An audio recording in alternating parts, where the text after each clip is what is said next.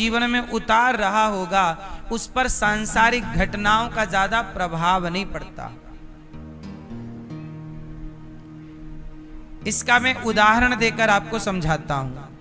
उदाहरण क्या है? एक गाड़ी पर दो लड़के थे, दोनों दोस्त थे, पर एक दोस्त धार्मिक था और दूसरा दोस्त नास्तिक था, मतलब धर्म को, भागवत को, सत्संग को नहीं मानता। एक मानने वाला था, एक ना मानने वाला।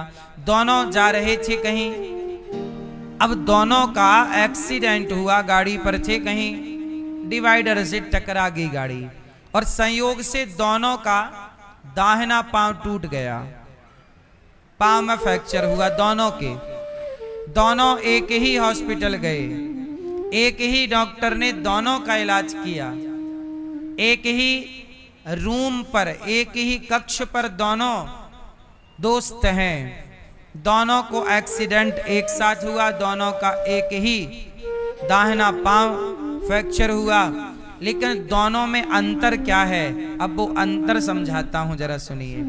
क्या है? दुख तो सब पर आता है, विपत्ति तो सब पर आती है, पर जो धर्म से जुड़ा हुआ होता है वो विपत्ति को कैसे देखता है, और जो धर्म से नहीं जुड़ा वो विपत्ति को कैसे देखता है। जो धर्म से जुड़ा है वो दुख को कैसे देखता है, और जो धर्म से नहीं जुड़ा वो दुख को कैसे देखता है। आओ जरा इसे समझते हैं। वो दोनों लड़के हॉस्पिटल गए, दोनों के पांव में फ्रैक्चर था। अब जो धार्मिक लड़का नहीं था, नास्तिक था, भगवान को नहीं मानता, वो रो रहा है, अरे पांव में बड़ा दर्द है, पांव टूट गया, अब कैसे चलेंगे, अब क्या होगा। वो परेशान हो गया, सोचने लगा, सोचते सोचते वो डिप्रेशन में जाने लगा, बिस्तर पे पड़े पड़ा। लेकिन उसी का दोस्त जो धार्मिक था, सत्संग करता, पांव उसका भी टूटा, लेकिन वो भगवान को धन्यवाद देता। तो उसका जो नास्तिक दोस्त था उसने कहा, यार तू भगवान को धन्यवाद क्यों दे रहा है? तेरे भगवान होते तो तेरा पांव टूटने ही ना देते। तू इतना बड़ा भक्त था तो भगवान ने तेरी रक्षा क्यों नहीं की? मैं तो चल भगवान को नहीं मानता तो मेरा टूट गया, पर तू तो मानता था, पर तेरा भी तो पांव टूट गया और तू अभी भी पड़ा पड़ा ईश्वर को धन्यवाद और थैंक यू बोल रहा है, क्यों? तब उस भक्त बालक ने कहा कि देख, पांव तेरा भी टूटा, पांव मेरा भी टूटा, तू रो रहा है, मैं नहीं रो रहा। क्यों? क्योंकि मैं जानता हूं कि एक्सीडेंट हुआ था, हम लोग मर भी सकते थे, पर भगवान की कृपा इतनी है, दोनों पांव टूटते तो क्या कर लेता, भगवान की कृपा है, कम से कम एक पांव तो सुरक्षित रखा है और जान तो सुरक्षित रखी है। तो जो मिला है, जो बचा है, मैं उसके लिए ईश्वर का धन्यवाद दे रहा हूं। और चूंकि तू ईश्वर को जानता मानता नहीं तो तू पांव टूटने से परेशान है, अब तू टेंशन में है, डिप्रेशन में चला जाएगा। तो ईश्वर को ना मानकर भी तेरा फायदा क्या हुआ? ईश्वर को ना मानकर तेरा नुकसान ये हुआ कि तू टेंशन में चला गया, डिप्रेशन में। अभी तुझे पांव टूटा है, इसकी दवाई तो खाएगा, डिप्रेशन की ओर चालू हो जाएगी तेरी दवाई। लेकिन मेरा ये फायदा हुआ ईश्वर को मानने से कि मैं ईश्वर को मानने वाला इस परिस्थिति में भी पॉजिटिव हूं, सकारात्मक सोच रखा हूं कि बचा तो है जीवन। तो धर्म, भगवान को मानने वाला वो निगेटिव नहीं सोचता, वो हर स्थिति में क्या रहता है? पॉजिटिव रहता है कि हम सकारात्मक सोच रखें, हम नेगेटिविटी अपने भीतर प्रवेश। तो ये ईश्वर को ना मानने वाला और ईश्वर को मानने वाले में ये अंतर है। लोग कहते हैं तुम भगवान को क्यों मानते हो? अरे ईश्वर को मानने वाला हर परिस्थिति में हैप्पी रहने का एक मंत्र है। अब देखो, अब जो भगवान को नहीं मानते वो भी तो परेशान हैं। ईश्वर को ना मान करके क्या उनके जीवन में दुख नहीं आ रहा है? क्या उनके घर पे किसी की मौत नहीं हो रही है? क्या उनके घर पे आपदाएं नहीं आ रही हैं? सब समान है, सबके साथ कंडीशन लगभग एक सी है। पर फर्क इतना है कि जो सुदामा जैसे भक्त होंगे, गरीब होंगे, सुदामा गरीब तो थे पर गरीबी में भी सुदामा दुखी नहीं थे। लिखा है प्रशांत आत्मा। सुदामा जी गरीब थे, आज लोग गरीब हैं पर आज के गरीब गरीबी में दुखी हैं। और सुदामा जी गरीब होने पर भी क्या थे? बोलो, सुखी थे। कितने सुखी कि जितना एक राजा राज सत्ता पर बैठकर सुखी होगा उससे कहीं ज्यादा सुदामा जी सुखी थे, उस गरीबी में भी। क्यों? क्योंकि वो उस हाल में भी प्रसन्न थे, पॉजिटिव थे। क्यों? क्योंकि वो जानते थे कि ये दिन या वो दिन, दोनों दिन हैं तो उसी के। अच्छे दिन या बुरे दिन, हानि या लाभ, किसके अधीन है? फिर इसलिए वेद व्यास जी ने भागवत जी की रचना की और महाभारत के युद्ध से इसकी शुरुआत की। द्रौपदी के 5 पुत्रों को अश्वत्थामा ने मार डाला। अश्वत्थामा कौन है? गुरु द्रोणाचार्य के पुत्र अश्वत्थामा। उन्होंने द्रौपदी के 5 बेटे, अच्छा द्रौपदी के 5 पुत्र हैं और 5 पांडवों के एक एक बेटा है।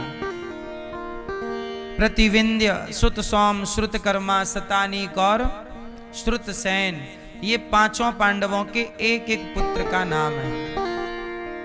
5 की हत्या गुरु द्रोणाचार्य के पुत्र अश्वत्थामा ने सोते हुए बालकों को मार डाला। जब द्रौपदी ने देखा कि मेरे पुत्र आज जागे नहीं, जाकर देखा तो बिस्तर पर लहू ही लहू था, रक्त ही रक्त था। धड़ तो सबके थे, सर गायब थे सबके। द्रौपदी रोई। अर्जुन दौड़े दौड़े कृष्ण के पास गए, प्रभु संकट आ गया, शत्रु ने हमारे पुत्रों की हत्या कर दी। भगवान श्री कृष्ण बोले, अर्जुन किसने मारा? शायद अश्वत्थामा ने मारा है, पकड़ो। पकड़ने गए, अश्वत्थामा ने ब्रह्मास्त्र चला दिया अर्जुन के लिए। तब अर्जुन शरण में किसकी आए? भगवान की। फिर शरणागति। भक्तों का चरित्र जब आप ठीक से समझेंगे तो एक ही चीज अंतिम सार निकल कर आएगी, शरणागति। कृष्ण कृष्ण महाबाहो भक्ता नाम भयंकर। हे कृष्ण, कृष्ण कृष्ण महाबाहो भक्ता नाम अभयंकर। त्वमेको दह्यमानाना मपवर्गोऽसि संसृते।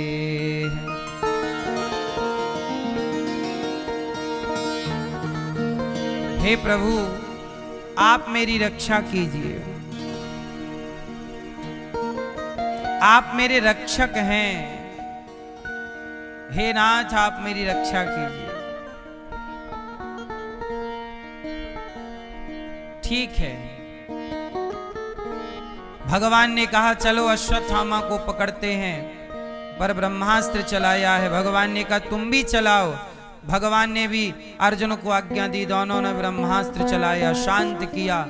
अश्वत्थामा को पकड़कर प्रभु लेकर आए द्रौपदी के सामने। लो द्रौपदी, तेरे 5 पुत्र इसने मारे हैं, ये रहा, दंड दे जो देना चाहती है।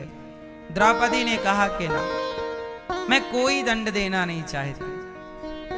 इसने मेरे पुत्रों को मारा है, ये इसके संस्कार हैं, मैं इसे मारना नहीं चाहती। देखो जरा द्रौपदी को।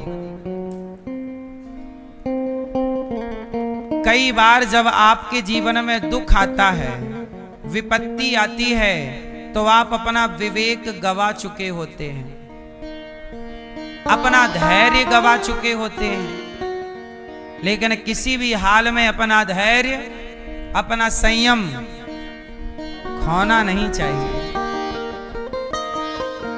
द्रौपदी के भाई, जानते हो क्या नाम था द्रौपदी के भाई का? धृष्टद्युम्न। धृष्टद्युम्न ने गुरु द्रोणाचार्य जी की हत्या कर दी।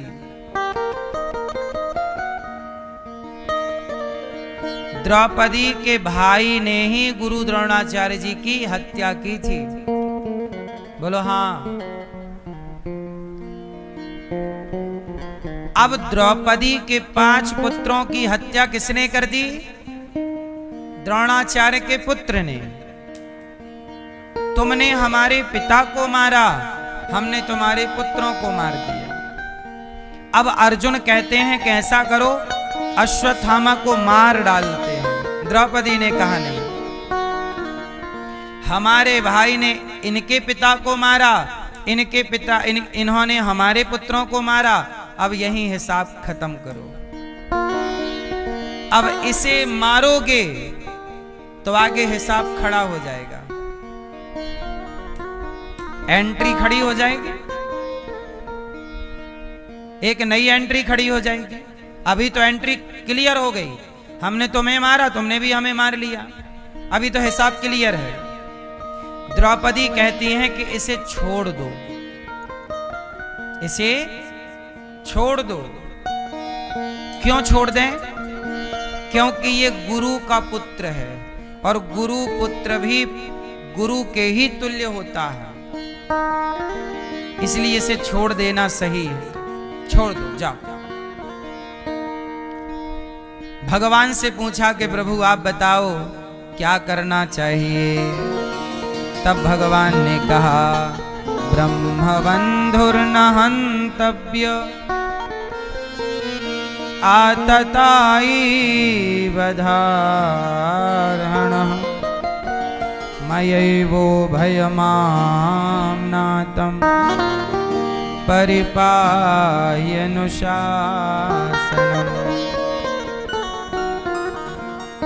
ब्राह्मण को कभी मारना नहीं चाहिए और आताताई को कभी छोड़ना नहीं चाहिए। ये जाति से ब्राह्मण भी है और कर्मों से आताताई, इसलिए इसे मार भी दो और छोड़ भी दो। अब क्या करें? तब अश्वत्थामा के सिर की मणि निकाल कर अश्वत्थामा का अपमान करके उसे नगर से निकाल दिया। जब आप अपने पिता का अपमान करते हो तो आप अपने पिता की हत्या ही कर देते हो। अपने से बड़ों का अपमान भी मृत्यु के समान है। इसलिए कभी अपने से बड़ों का अपमान भी नहीं करना चाहिए। यदि आपने अपमान कर दिया तो ये समझ लो कि आपने उन्हें मार दिया, यही मृत्यु है। ये जरूरी नहीं है कि आप मारे तलवार से या बंदूक से तो ही मारना हो ना। आपने अपने पिता को गाली दे दी, अपमान कर दिया, बेइज्जत कर दिया, तो आपको पिता की हत्या करने की जरूरत नहीं है, वो हत्या लग गई।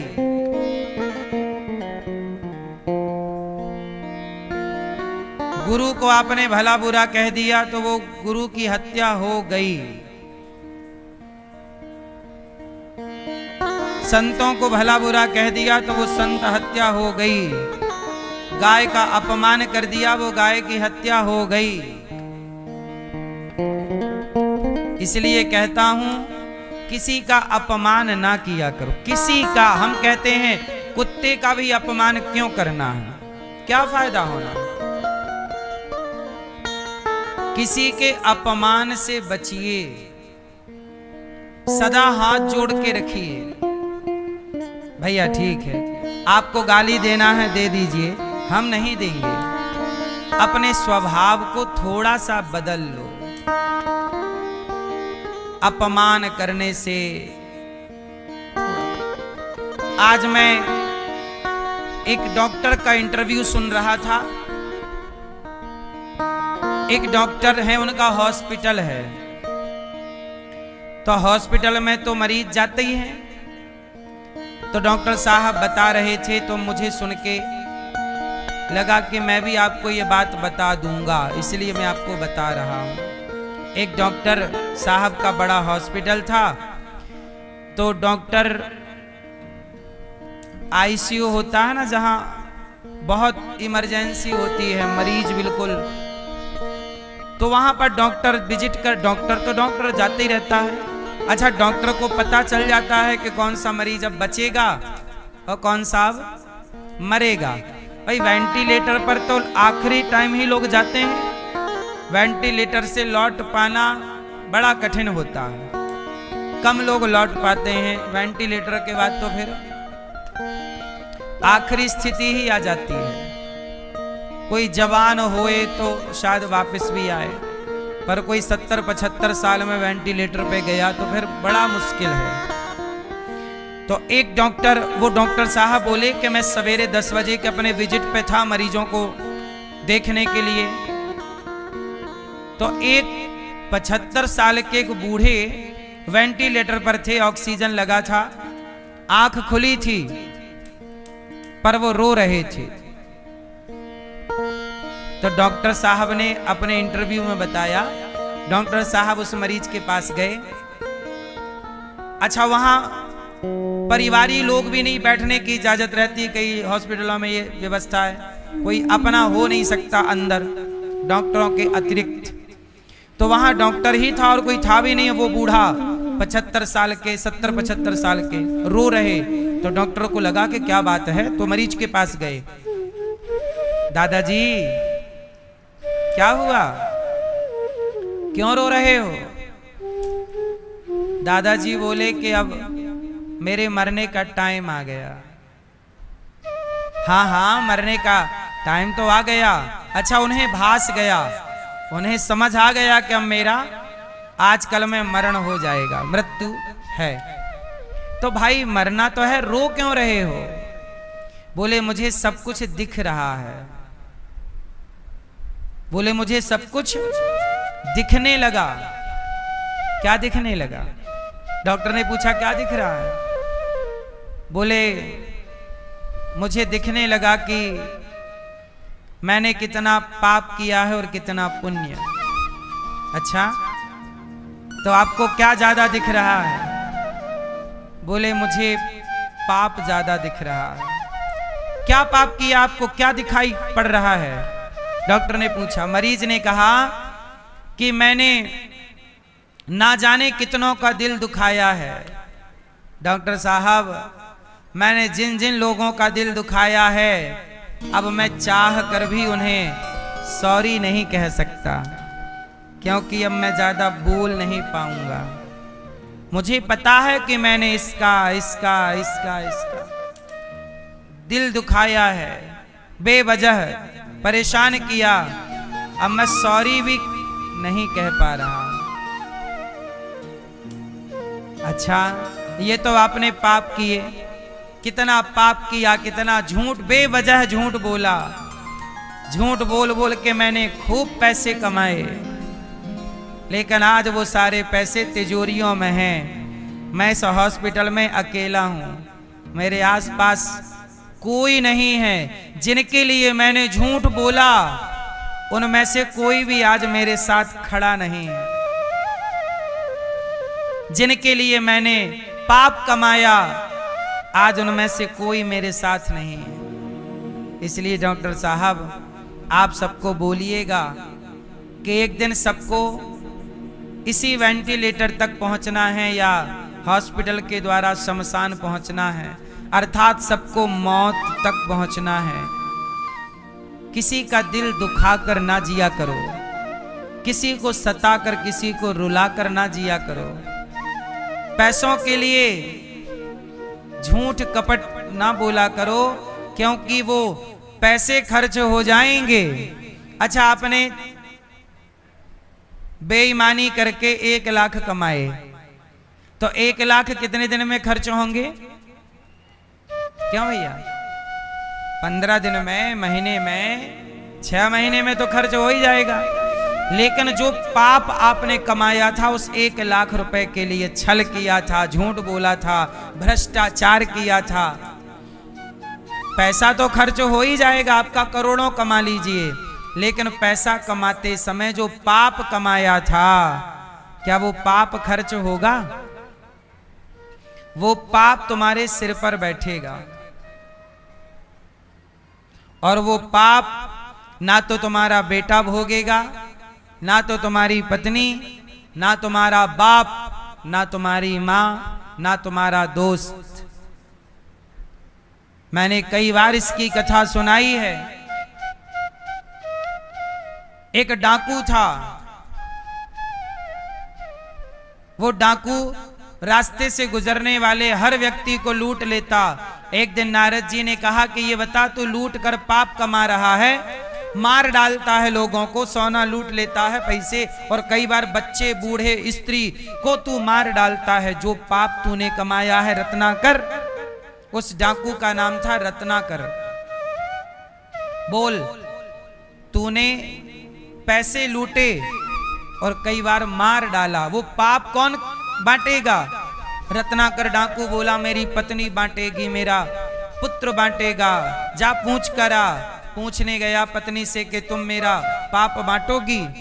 पत्नी बोली, स्वामी सोना लाए हो तो बताओ।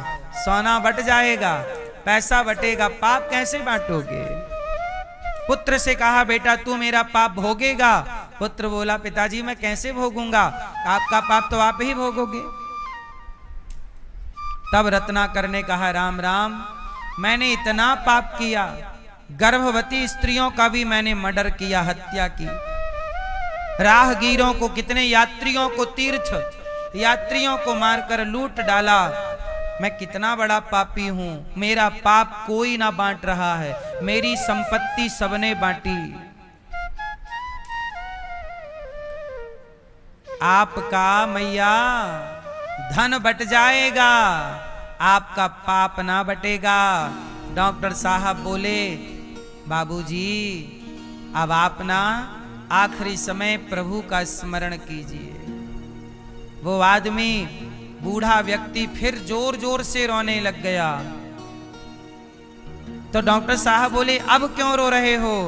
बोले, अब मैं भगवान को भी तो मुंह नहीं दिखा सकता ना, भगवान भी तो कहेंगे कि जब सारी जिंदगी तूने मेरी तरफ ना देखा और जब आखिरी का एक दिन बचा, जब तुझे कन्फर्म हो गया कि मैं मर ही जाऊंगा, तब तू मेरी शरण में आया, तो भगवान कहेंगे कि तूने 175 साल की जिंदगी में 75 साल जगत को दिए, बस एक आखिरी दिन मुझे याद किया, तो क्या भगवान मुझे स्वीकार कर लेंगे?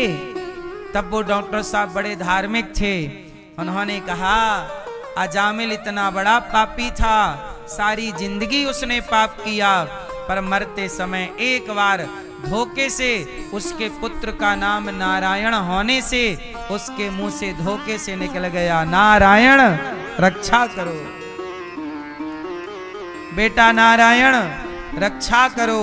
तो बेटा नारायण ने नहीं सुना, परमपिता परमात्मा नारायण ने सुन करके उसकी रक्षा की। अच्छा एक बात बताओ, भगवान रक्षक है या नहीं? एक खबर मैंने पढ़ी, न्यूज पर देखी मतलब वीडियो देखी, सच्ची घटना है, अभी कुछ महीनों पुरानी। जगन्नाथ उड़ीसा के पास के गांव की ये घटना है, जगन्नाथ जी से जुड़ी है, सुनिएगा। देखिए, भगवान पे भरोसा होए तो क्या हो सकता है, एक सच्ची घटना सुनो। कॉलेज के 4 लड़के,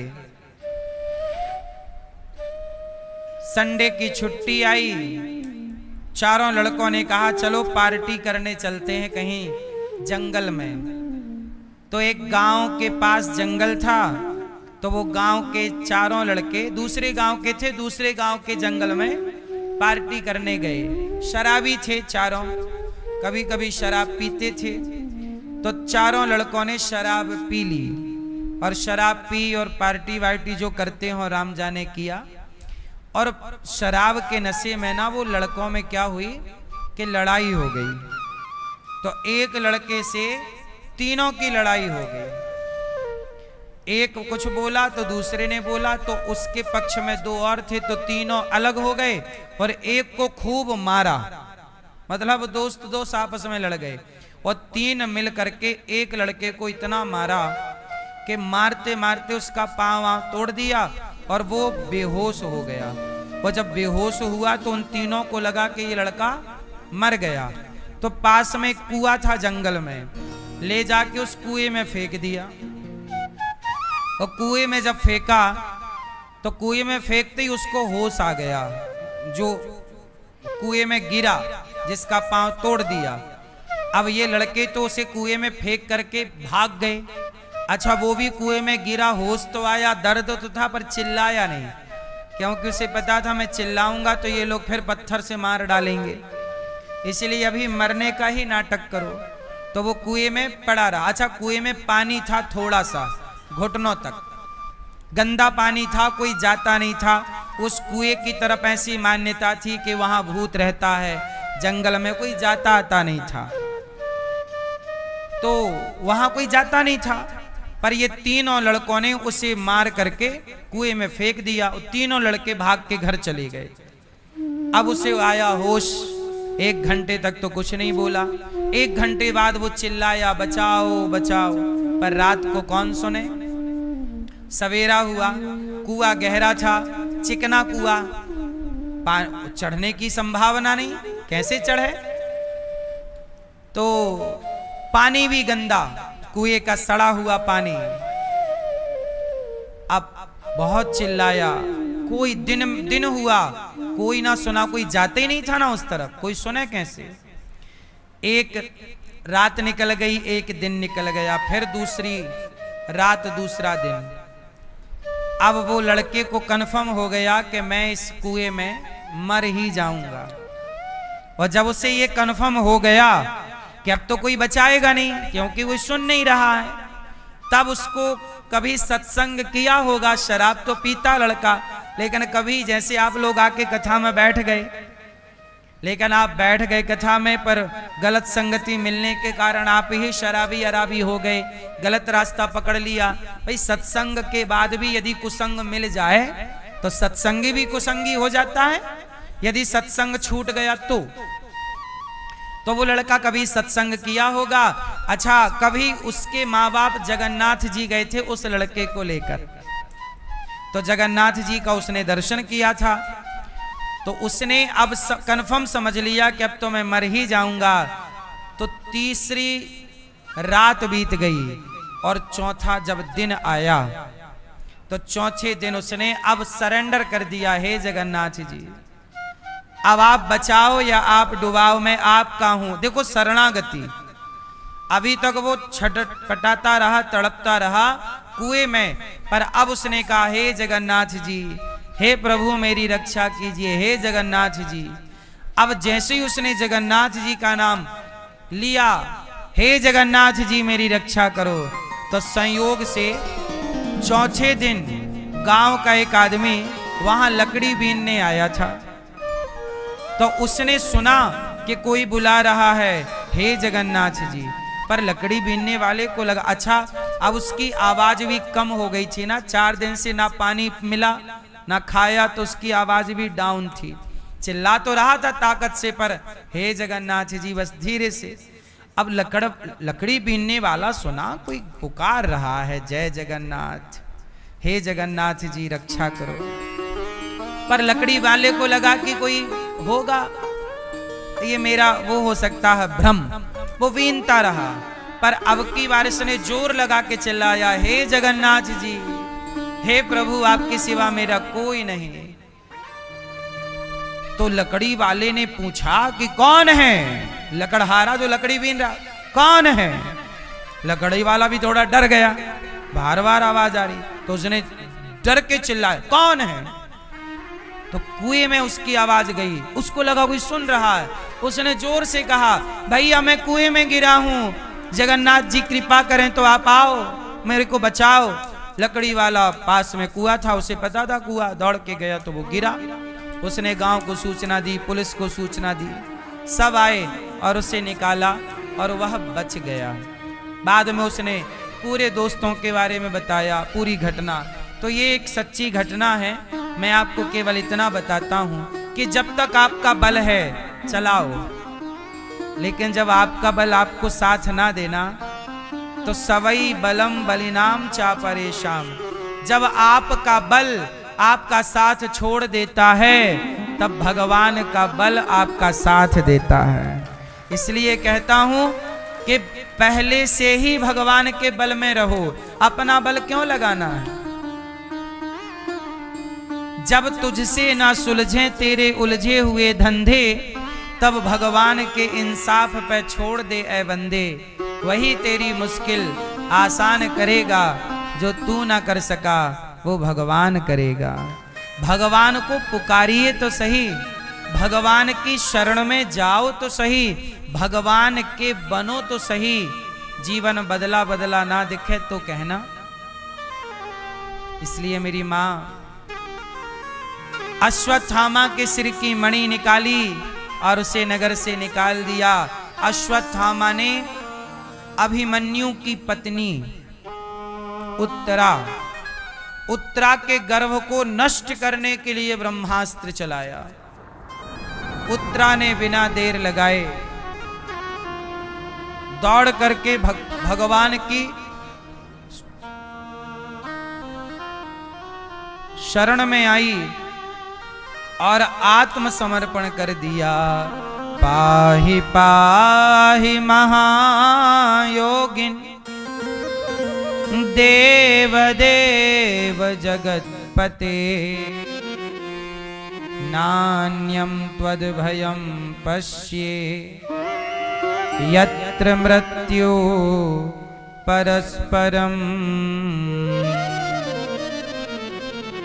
जब उत्तरा शरणागति करती हैं, उत्तरा कौन? अभिमन्यु की पत्नी, परीक्षित जी की मां, भगवान की शरण में आई। प्रभु मेरे पुत्र ने अभी जन्म नहीं लिया, पेट में है और उसे मारने अश्वत्थामा ने बाण चला दिया, आप रक्षा कीजिए। जब भगवान का भक्त भगवान के भरोसे होकर कहता है प्रभु हम आपके हैं, तो भगवान किसी ना किसी माध्यम से अपने भक्त की वो लकड़हारा लकड़ी बीनने आज ही क्यों गया?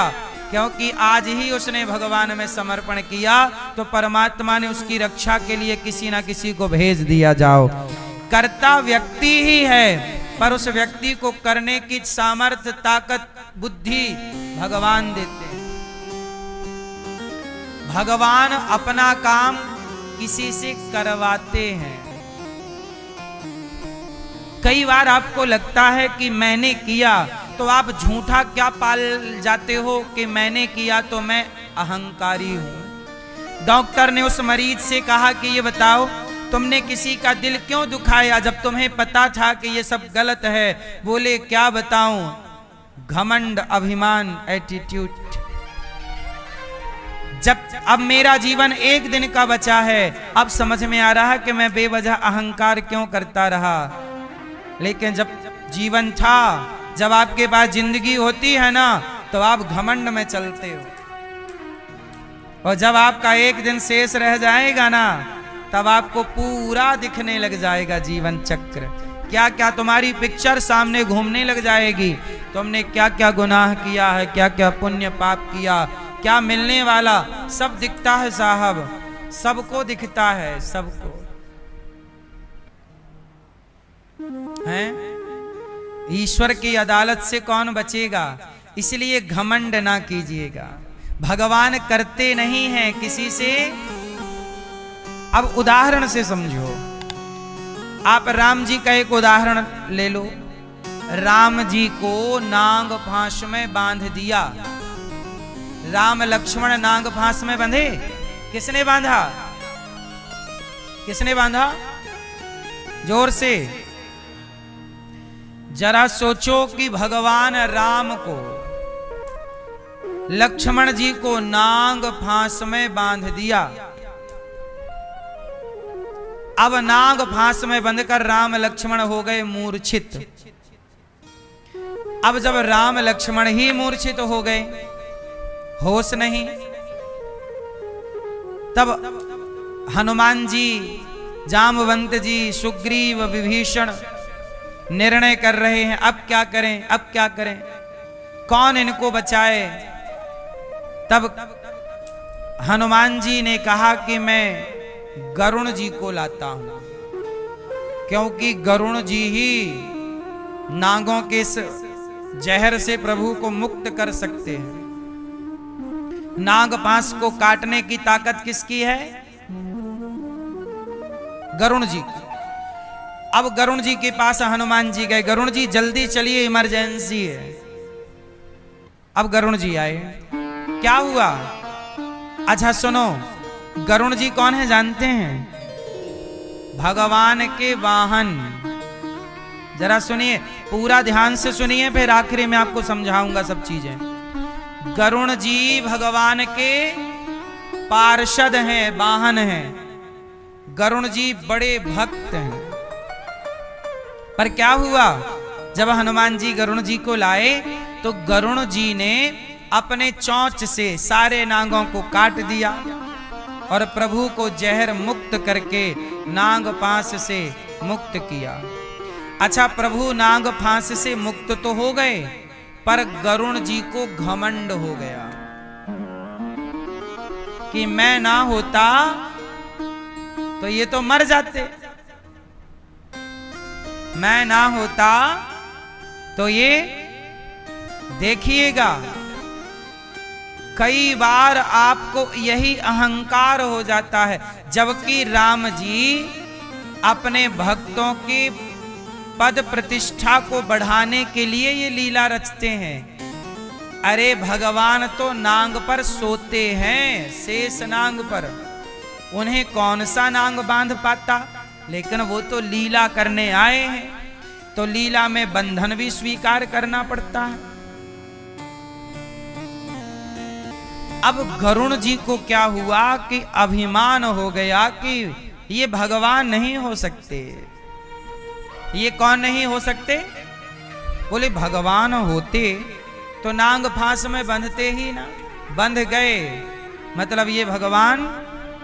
जरा सोचिए, जो दिन रात भगवान को ढो रहा है, गरुण जी ढो रहे हैं, उन्हें भी भगवान की लीला पर संदेह हो गया, तो हम तुच्छ प्राणियों को यदि भगवान पर संदेह कभी हो जाए तो इसमें आश्चर्य क्या है। तब गरुण जी नारद जी के पास गए, नारद जी ने ब्रह्मा जी के पास भेजा कि ब्रह्मा जी बताओ कि वो नाग फांस में क्यों बंधे। तब फिर ब्रह्मा जी ने शंकर जी के पास भेजा गरुण जी को, और शंकर जी ने गरुण जी को काकभुसुंड जी के पास भेज दिया। जाओ, अब तुम्हें काकभुसुंड जी प्रभु राम के बारे में सब बताएंगे। तब काकभुसुंड जी के पास बैठकर हजारों साल, जरा सुनिएगा, फिर जोड़ दीजिए कान में, काकभुसुंड जी के पास बैठकर हजारों साल जब कथा सुनी, एक दिन दो दिन नहीं, कौन? गरुण जी जब हजारों साल कथा सुनी प्रभु की, तब जाके उन्हें इस अज्ञानता से मुक्ति मिली और इस घमंड से वो नीचे उतर पाए कि अच्छा ये भगवान है और ये लीला कर रहे हैं, ये लीला है। ये बात समझने के लिए गरुण जी को 1000 साल लग गए। तो भला हम इतने जल्दी कैसे समझ जाएंगे चीजों को? इसलिए भगवान की भगवत्ता सब नहीं समझते। आगे आप सुनेंगे कि भगवान शंकर, भगवान शिव की पत्नी माता सती भी राम जी की परीक्षा लेने चली गईं। शंकर जी ने रोका कि मत लो परीक्षा, ये भगवान है, पर माता सती सीता बनकर गईं और राम की परीक्षा लेने खड़ी हो गईं। तो भगवान शिव की पत्नी जिन राम को ना समझ पाई, उन राम को हम तुच्छ प्राणी कितना समझ पाएंगे। अल्प बुद्धि वाला इसलिए भगवान को क्या क्या उल्टा सीधा बोलते रहते हैं। उत्तरा ने भगवान की शरणागति ग्रहण की। भगवान ने उत्तरा के गर्भ में पल रहे बालक की ब्रह्मास्त्र से रक्षा की। आज कुंती बुआ ने हाथ जोड़ करके कहा कि कृष्णाय वासुदेवाय देवकी नंदनाय च नंद गोप कुमाराय गोविंदाय नमो नमः। कृष्णाय वासुदेवाय, हे श्री कृष्ण, देवकी नंदनाय च, हे प्रभु, हे देवकी पुत्र, आपके चरणों में मैं बारी बारी जाऊं, बलिहारी जाऊं प्रभु। भगवान बोले बुआ ये क्यों मेरे स्तुति पर लगी हुई हो? तब कहा कुंती बुआ ने कि प्रभु आज मैं आपसे कुछ लेना चाहती हूँ। लेना क्या? बोलो क्या कमी है? प्रभु कमी कुछ नहीं, पर मैं आज आपसे कुछ मांगना चाहती। क्या आप मुझे देंगे? हाँ हाँ बुआ बताओ। आज कुंती बुआ बोली श्याम सुंदर, जब से मेरा बेटा धर्मराज युधिष्ठिर राजा बना है तब से मैं डर गई हूं। क्यों? अरे डरने की क्या बात, अब तो तुम्हारा बेटा राजा हो गया, सत्ता मिल गई, डरने की क्या बात है? तब कुंती बुआ बोली कि प्रभु अब हमारा सारा संकट मिट गया, सारा दुख मिट गया, तो अब लगता है कि जब दुख है ही नहीं तो आप आओगे क्यों दुख से बचाने? जब जब हमारे जीवन में संकट आया प्रभु आप आ जाते थे हमें बचाने, पर अब तो दुख ही नहीं आएगा तो आप नहीं आओगे। मतलब जब से सुख आया तब से आपके आने की संभावना कम हो गई। इसलिए प्रभु हमें ये सुख नहीं चाहिए, वापस ले लो और हम जैसे दुख में थे हमें वैसा ही दुख दे दो। भगवान बोले कि बुआ आप दुख का क्या करोगी? सारी जिंदगी आपने विपत्ति ही दुख उठाया है, क्यों? कहा कि कन्हैया ऐसा सुख मुझे नहीं चाहिए जिस सुख में मेरे भगवान का, मेरे प्रभु का विस्मरण हो जाए। हमें वही सुख है हमारे लिए जिसमें भगवान का स्मरण बना रहे, भगवान का स्मरण बना रहे, यही सुख है। और भगवान का स्मरण ना हो, भगवान भूल गए, ये काय बात का सुख? हमें ऐसा सुख नहीं चाहिए। तो एक बात यहां मैं आपको क्लियर कर दूं, दुख क्या है? भगवान को भूल जाना ही दुख है। और सुख क्या है? भगवान का स्मरण बनाए रखो, यही सुख है। इसलिए सब काम करो, पैसे कमाओ, पद प्रतिष्ठा पाओ, पर भगवान को भूलो ना। बोलो हे नाथ मैं आपको कभी, हे नाथ मैं आपको कभी भूलू नहीं। सुख में सब आएंगे परंतु हाँ जब कोई नहीं आता, जब कोई नहीं आता हो मेरे श्याम आते हैं, वो मेरे दुख के दिनों में ये बड़े काम आते हैं।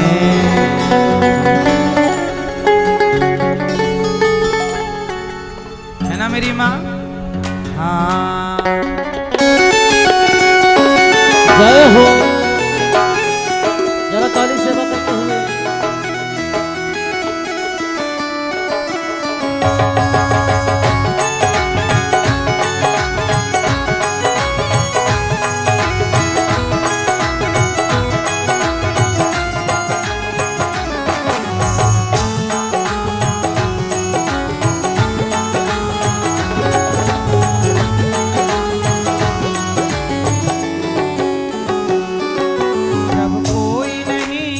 आता, जब कोई नहीं आता, जब कोई नहीं आता, जब कोई नहीं आता, मेरे श्याम आते हैं। मेरे दुख के, मेरे दुख के, मेरे दुख के दिनों में ये बड़े काम आते हैं। मेरे दुख के दिनों में ये बड़े काम आते हैं। मेरे दुख के दिनों में ये बड़े काम आते हैं। और मेरे दुख के दिनों में ये बड़े काम आते हैं। जय हो।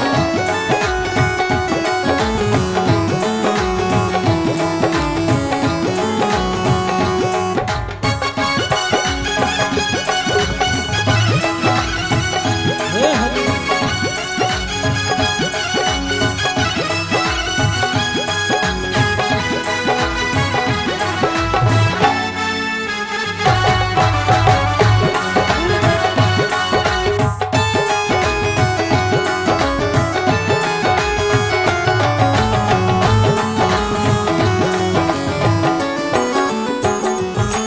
मेरी नैया चलती है पतवार नहीं होती। हाँ मेरी नैया चलती है पतवार नहीं होती। किसी और की अब मुझको दरकार नहीं होती। किसी और की अब मुझको दरकार नहीं होती। मेरी नैया चलती है पतवार नहीं होती। मेरी नैया चलती है पतवार नहीं होती।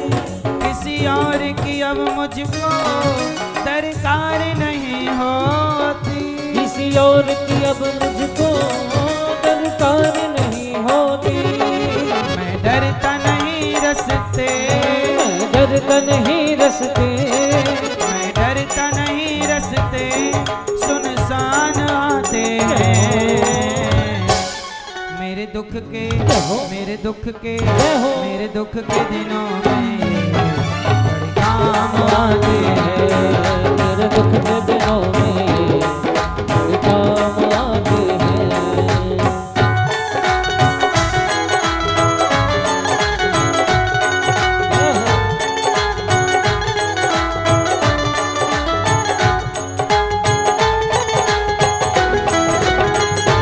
हरि को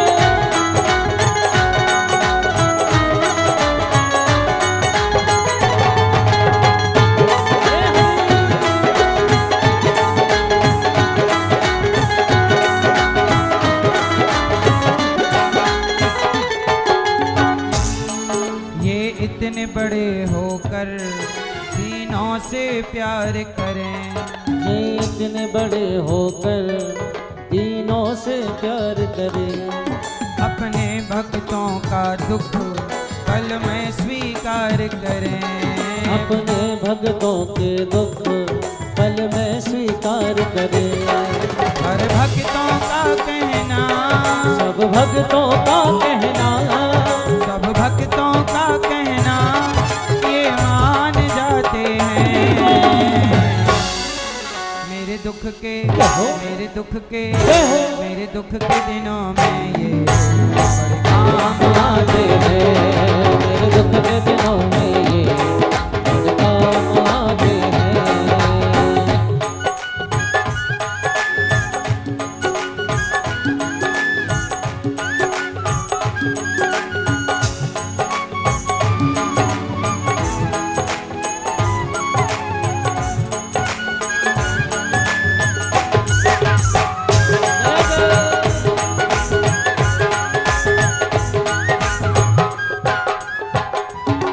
जब कोई नहीं आता, कोई नहीं आता, जब कोई नहीं आता, जब कोई नहीं आता, मेरे श्याम आते हैं।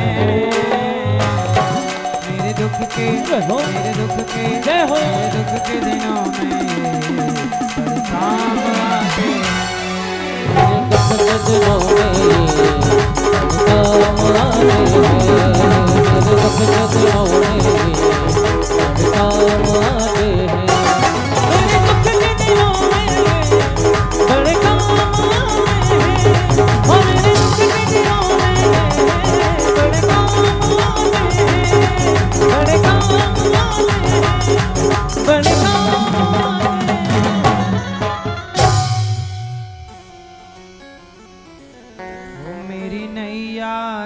गलती है, पतवार नहीं होती। किसी और की अब मुझको दरकार नहीं होती।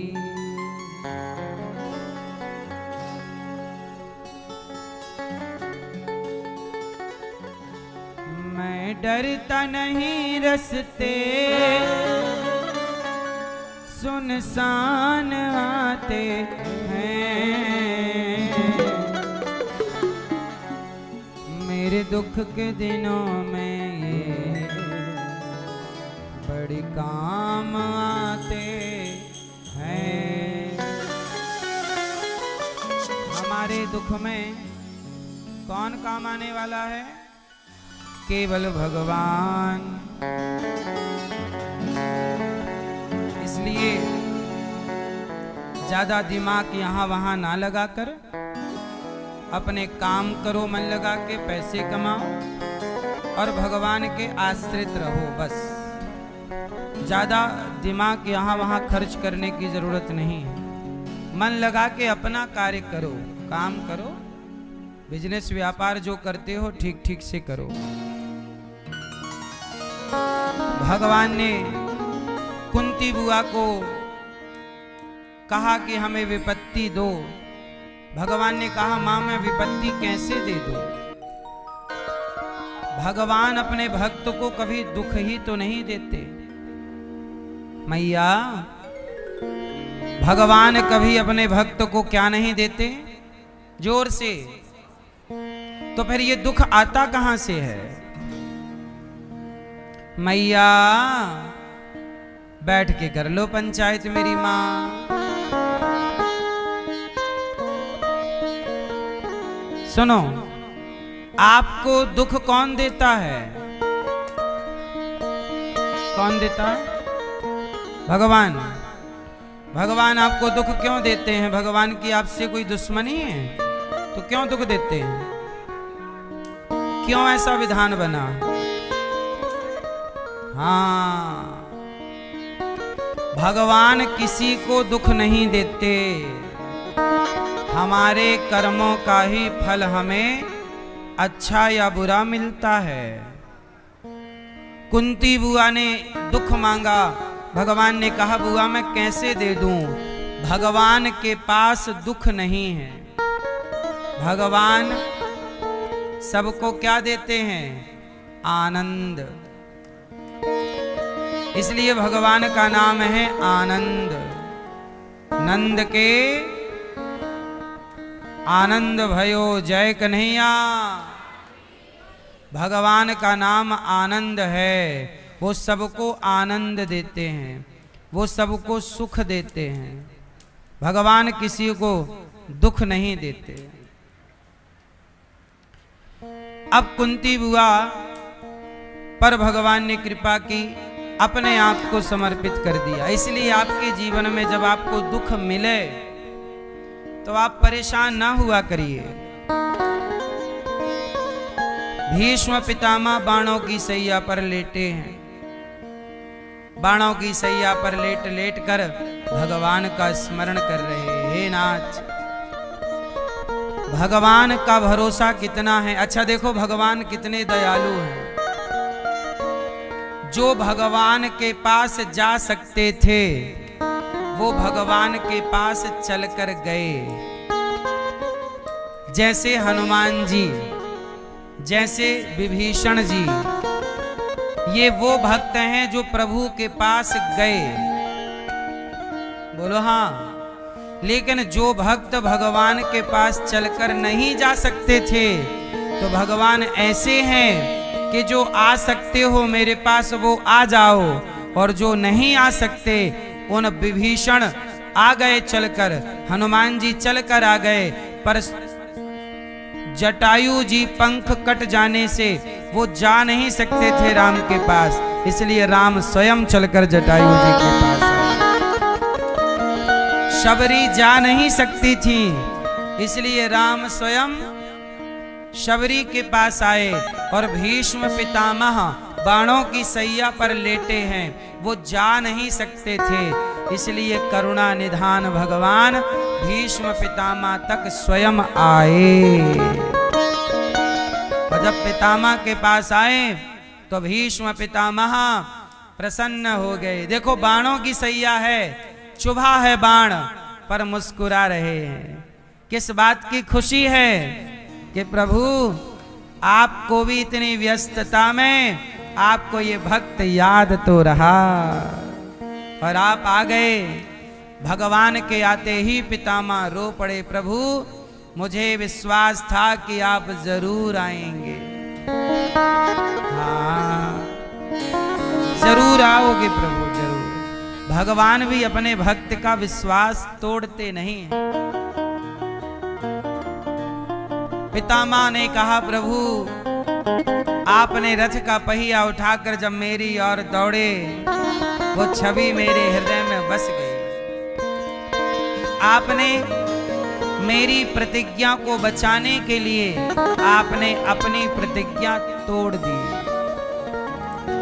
भगवान कृष्ण की प्रतिज्ञा थी कि मैं महाभारत में अस्त्र शस्त्र नहीं उठाऊंगा। तभी पितामह ने कहा कि मैं आपको उठवा कर रहूंगा, अस्त्र शस्त्र कुछ भी आपसे उठवा कर रहूंगा। तो जब अर्जुन पर बाणों की बरसात पितामह ने की, तो रथ का पहिया लेकर के श्री कृष्ण पितामह की ओर दौड़े। पितामह ने अपना धनुष छोड़ दिया। भगवान न मेरी मां अपने भक्त की प्रतिज्ञा बचाने के लिए अपनी प्रतिज्ञा तोड़ देते हैं। एक बात कहूं आपसे, कई बार आप लोग भी प्रतिज्ञा कर लेते हो, आज से मैं इसके द्वार पर नहीं जाऊंगा, नहीं जाऊंगी, आज से मैं तुमसे बात नहीं करूंगा, नहीं करूंगी। ऐसी प्रतिज्ञाएं आप लोग ले लेते हो। भीष्म पितामह ने भी ऐसी ही एक प्रतिज्ञा ली थी, जिस प्रतिज्ञा के कारण महाभारत हुआ। भगवान ने अपनी प्रतिज्ञा तोड़कर समाज को कहा कि समाज के हित के लिए अपनी प्रतिज्ञाएं तोड़नी पड़े तो तोड़ दिया करो। उस जिद पर ना बैठे रहा करो कि मैंने प्रतिज्ञा ली है। अरे तुम ना जाने रोज कितने झूठ बोल देते हो, कितनी अपनी ही बातों से मुकर जाते हो। एक बात लेके बैठ गए। कितने भाई हैं जो भाई के घर नहीं जाते, तेरे घर नहीं आएंगे। ये भी कोई प्रतिज्ञा है कि भाई के घर नहीं जाओगे ना। अच्छा, भीष्म पितामह की प्रतिज्ञा ये थी कि हस्तिनापुर के सिंहासन में जो बैठेगा मैं उस राजा की सदा रक्षा करूंगा। जबकि पितामह ये जानते थे कि ये राजा अर्थात धृतराष्ट्र स्वार्थी हो चुका है, पक्षपाती हो चुका है, ये न्याय करना भूल चुका है। पर चूंकि प्रतिज्ञा दी तो निभा रहे हैं। पितामह ही यदि कौरवों का साथ छोड़ के पांडवों के पक्ष में बात करते तो ये महाभारत ही ना होता। सही है गलत है? पर पितामह क्या रहे, चुप रहे। द्रौपदी की साड़ी उतरती रही, चुप रहे। इसलिए कहता हूं, जहां बोलने की जरूरत हुआ करे वहां जरूर बोला करो, और जहां चुप रहने की जरूरत हो वहां चुप रहा करो। इसलिए मेरी मां, धर्म की बातें बोलिए, सत्य के साथ रहिए। किसी स्वार्थ के कारण आप अधर्म के संग रहना ना चुन लीजिएगा। कर्ण ने अधर्म को चुना, पितामह ने अधर्म को चुना, गुरु द्रोणाचार्य ने अधर्म को चुना। अधर्म मतलब दुर्योधन। किसको चुना? जबकि धर्म दुर्योधन के पक्ष में था ही नहीं, धर्म तो पांडवों के पक्ष में था। लेकिन ये लोग अपनी झूठी मान्यताओं, परंपराओं और प्रतिज्ञाओं से बंधे थे। इसलिए भगवान ने अपनी प्रतिज्ञा तोड़कर समाज को संदेश दिया कि आप भी ऐसी झूठी मान्यताओं, परंपराओं और प्रतिज्ञाओं से बंधे हो तो ऐसी झूठी मान्यताओं, परंपराओं को तोड़ दीजिए, जैसे मैंने अपनी प्रतिज्ञा तोड़कर पितामह की प्रतिज्ञा की रक्षा की। ये मैसेज है भगवान का। भीष्म पितामह भगवान की स्तुति करते हैं। इति मति रूप कल्पिता वितृष्णा। हे प्रभु, आपके चरणों में मैं अपनी पुत्री को समर्पित करना चाहता हूं। भगवान बोले, और भी सब खड़े थे, बोले पितामह आपकी पुत्री कब से आ गई? आप तो ब्रह्मचारी हो, विवाह हुआ ही नहीं, आप कह रहे हो पुत्री को समर्पित। कहां है पुत्री? कहां है? तब भीष्म पितामह ने कहा कि मेरी जो बुद्धि है वह निर्मल हो चुकी है। मेरी बुद्धि, आपकी बुद्धि आपकी पुत्री है। आपकी बुद्धि आपकी कौन है? आपकी बेटी। इसलिए कहता हूं, आपकी जो बुद्धि है यह भी तो आपकी बेटी है। इसलिए अपनी बुद्धि रूपी बेटी को और किसी को ना सौंप कर भगवान को सौंप दो, ताकि आपकी बुद्धि भगवान में ही लगी रहे और कहीं ना जाए, है ना? किस में लगी रहे? भगवान में, और कहीं ना जाए। इति मति रूप कल्पिता वितृष्णा भगवती सात्वत पुंगवे विभूमनि। ये मेरी जो बुद्धि है। अच्छा ये बताओ, आपकी भैया, आपकी बुद्धि, भैया आपकी बुद्धि कहां लगी है? आपकी बुद्धि छल, कपट, निंदा, चुगली, इस उस सब। अब देखो, जो आप लोग मोबाइल से क्या करते हो, एक मैसेज आता है, ओटीपी आता है, किसी ने आपसे पूछ लिया कि भाई आपका ओटीपी बताओ, और आपने धोखे से दे दिया तो आपका पूरा बैंक खाली हो जाता है कि नहीं? मतलब जो लोग आपका बैंक खाली कर देते हैं एक आपकी इंफॉर्मेशन से, इसका मतलब वो कितने बुद्धिमान होंगे जो लुटेरे हैं। मतलब हमारी और आपकी बुद्धि इतना काम नहीं करती जितना उन लुटेरों की बुद्धि काम करती है। इसका मतलब ये हुआ कि बुद्धि उनके पास तो है, पर उनकी बुद्धि लगी कहाँ है? लूट घसोट में लगी है। और आपसे कहना है कि अपनी बुद्धि लूट घसोट में न लगाकर भगवान में लगा के रखिएगा। अच्छे काम में लगाइए।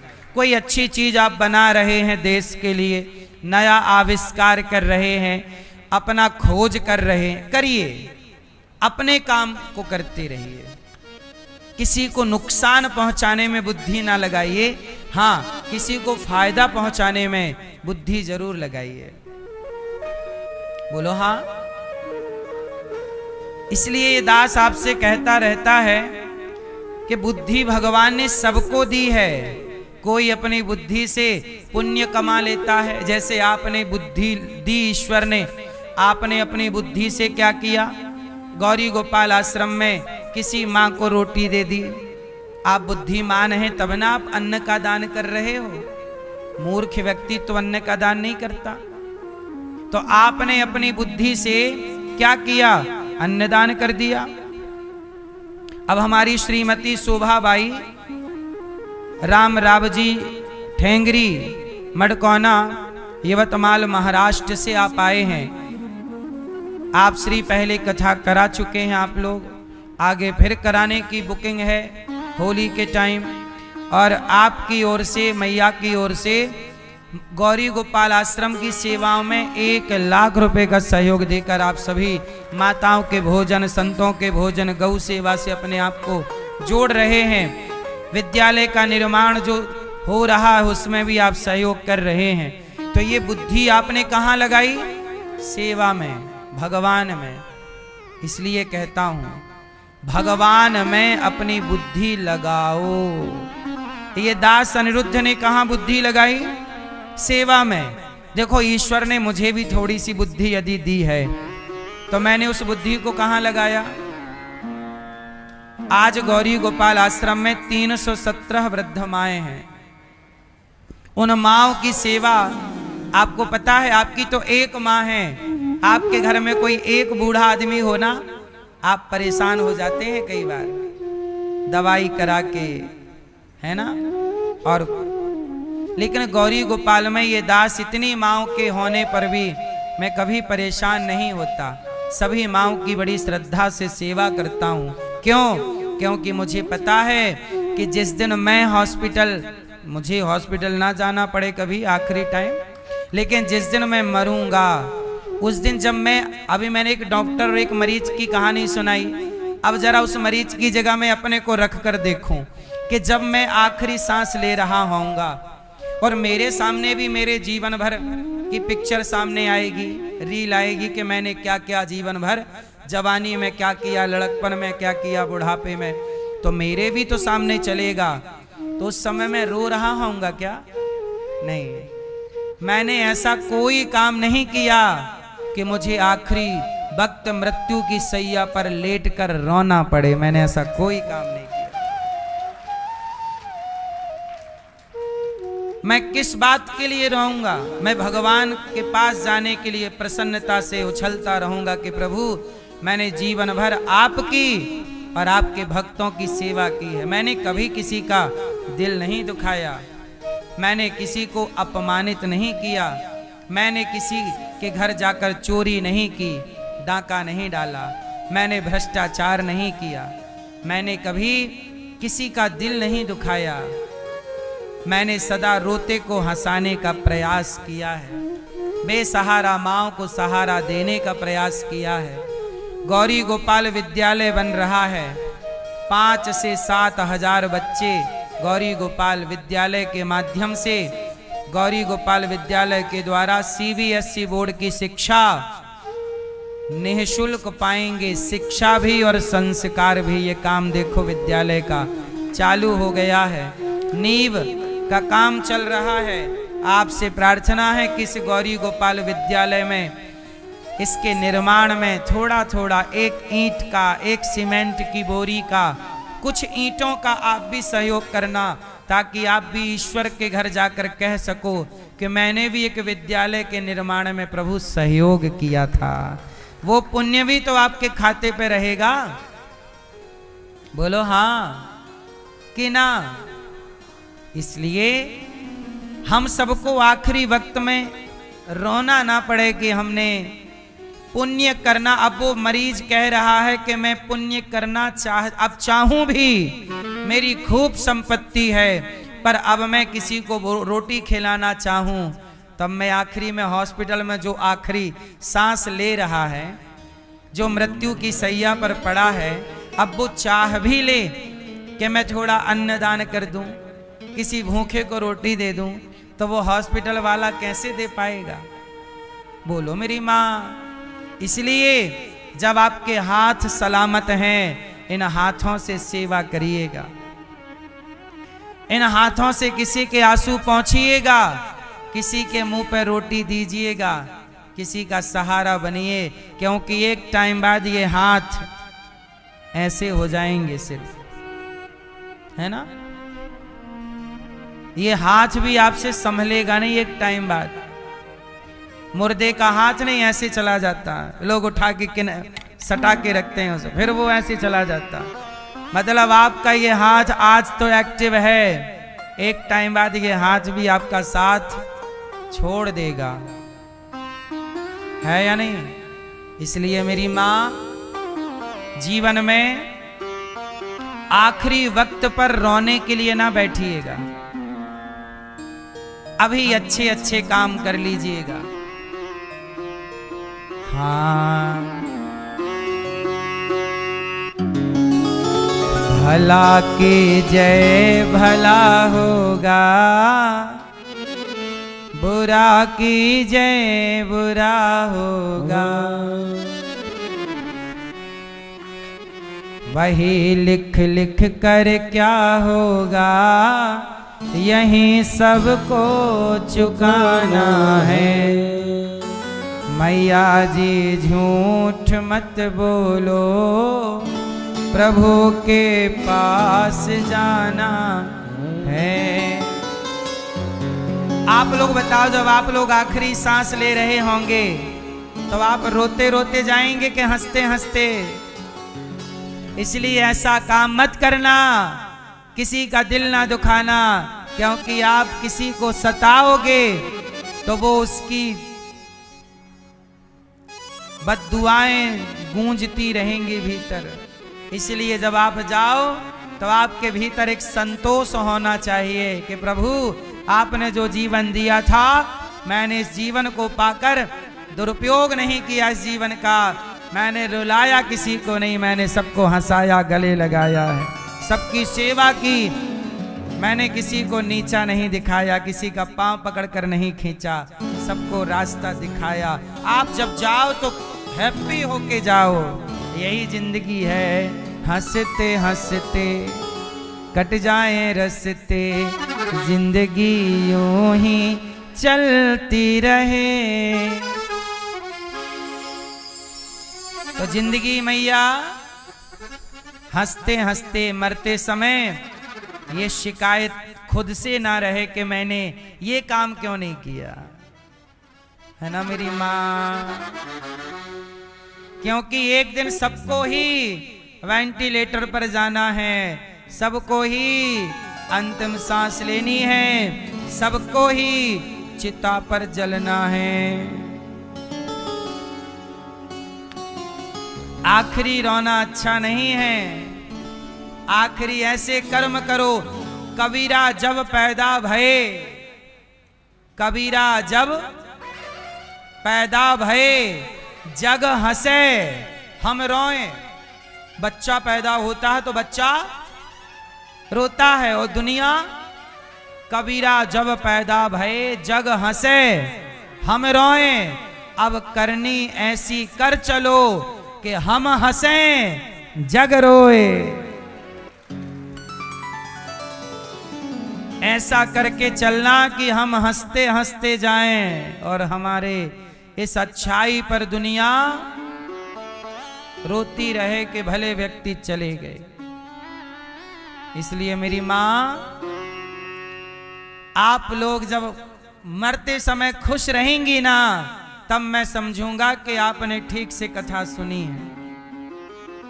आप जब मरते अंत काले, जब भगवान कहते हैं अंत काल भक्त जब मेरा स्मरण करता है और मेरा स्मरण करते करते प्राण त्यागता है, तब समझना कि उसने जीवन को ठीक ठीक जिया है, कि उसे आखिरी में भी भगवान का ही स्मरण है।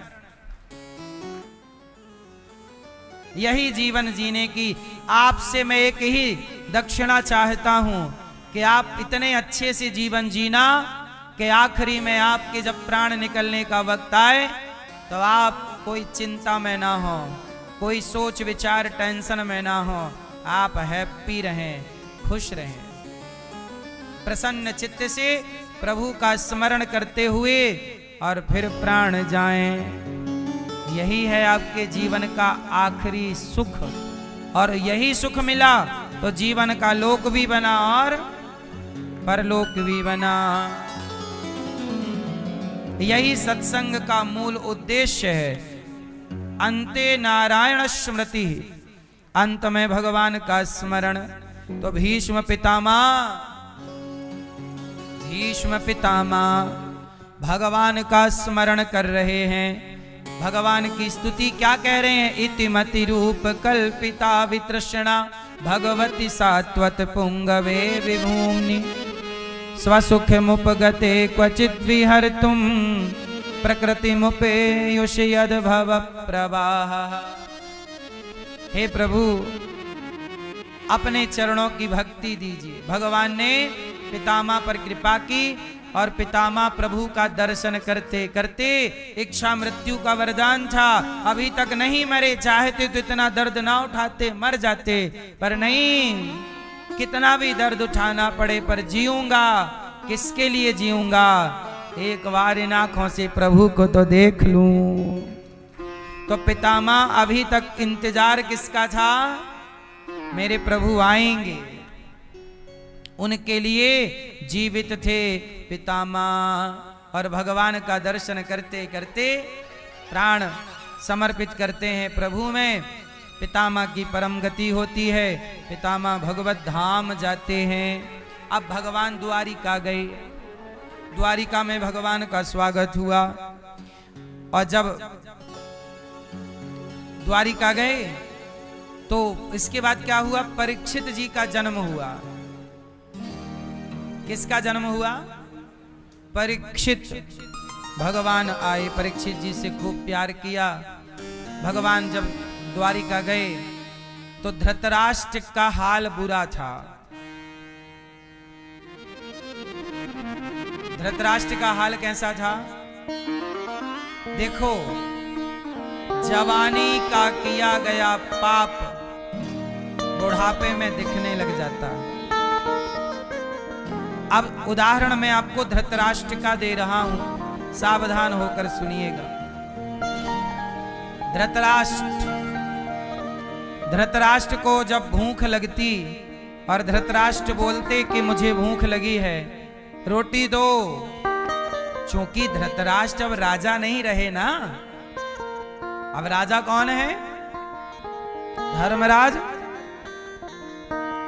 और धृतराष्ट्र गांधारी की सेवा की जिम्मेदारी भीम भैया को दी गई है कि तुम इनको, पिता है ना ये भी, पिता की तरह रखो, सेवा करो।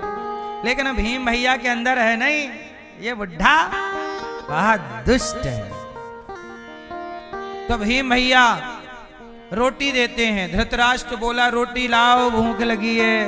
तो भीम भैया रोटी ऐसे देते, ए बुढ़ा, ये ले रोटी। एक रोटी इस कोने में फेंकते हैं, एक उस तरफ। फिर धृतराष्ट्र ऐसे जाते हैं घोड़ा बनकर, कहाँ है कहाँ है कहाँ? हाँ, एक रोटी मिल गई भीम, पर एक रोटी से पेट भरेगा नहीं। हाँ बुढ़ा, दूसरी रोटी उस तरफ पड़ी है। ऐसी धृतराष्ट्र जा रहे हैं रोटी लेके, फिर साग थाली देते, ये रही साग, उठाओ खाओ। अब धृतराष्ट्र शिकायत करते हैं, धर्मराज ये हमें कुत्तों की तरह रोटी देता है। धर्मराज से शिकायत करते हैं कि ये भीम हमें कुत्तों की तरह रोटी देता है। तब धर्मराज डांटते हैं, क्यों भीम, ये तुम्हारे पिता है, ऐसा व्यवहार करना चाहिए। अच्छा भैया, ऐसा अब नहीं होगा, अब नहीं होगा। फिर अगली बार फिर ऐसे ही करते, ये रोटी यहां पड़ी लो। अब धृतराष्ट्र भी ऐसे कुत्तों की तरह रोटी खाने की आदत बना लेते हैं। खाना तो है ही, भूखे तो मर नहीं सकते। अब आप लोग बताओ कि भीम भैया का ये व्यवहार धृतराष्ट्र के साथ सही है कि गलत है? कितने लोग मानते हैं कि ये व्यवहार गलत है और कितने लोग मानते हैं कि व्यवहार सही है? बाकी लोग हाथ नहीं उठा रहे हो। बचना चाहते हो?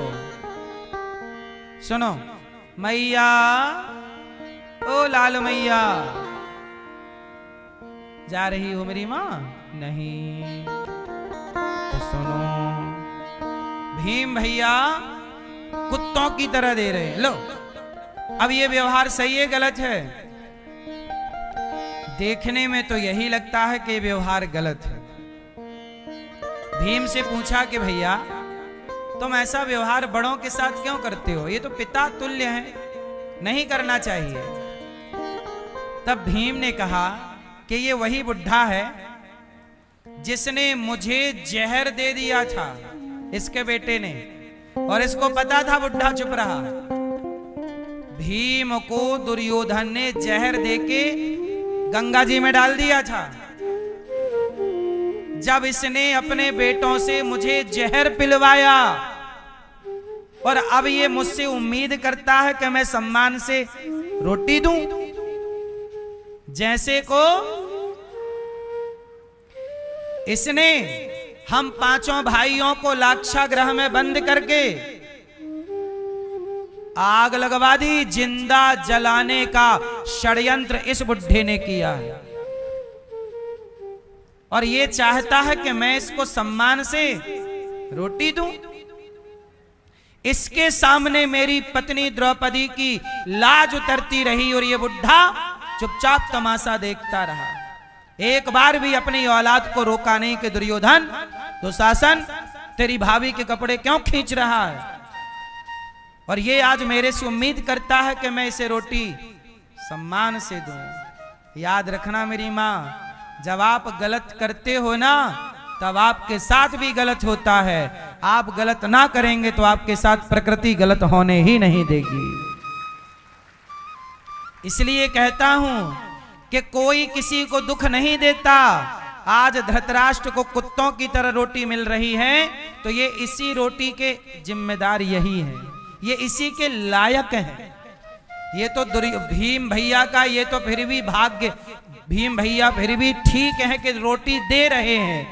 आप जैसा कोई भी होता तो रोटी भी ना देता कि तूने जहर दिया है, तूने मेरी पत्नी को अपमानित किया है, मुझे जिंदा जलाने का प्रयास। और तो छोड़ो, इस बुढ़े ने अर्थात भीम भैया कह रहे हैं कि एक बार इसने बोला कि आओ भीम तुम्हें गले लगा लूं।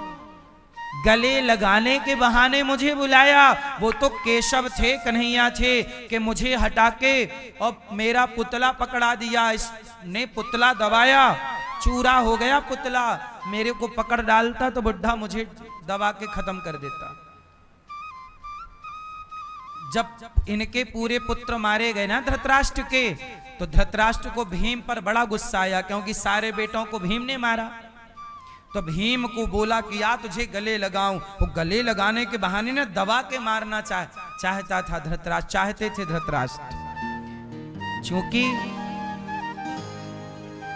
धृतराष्ट्र का भी किरदार सम्माननीय है, फिर भी जो व्यवहार है, जो कथाएं दिखती हैं, उस आचरण से सम्मान पाने योग्य नहीं है। ये हमारा तो मन करता है कि सबको सम्मान दिया जाए, लेकिन जो पात्र जैसा होगा वैसी बात होगी।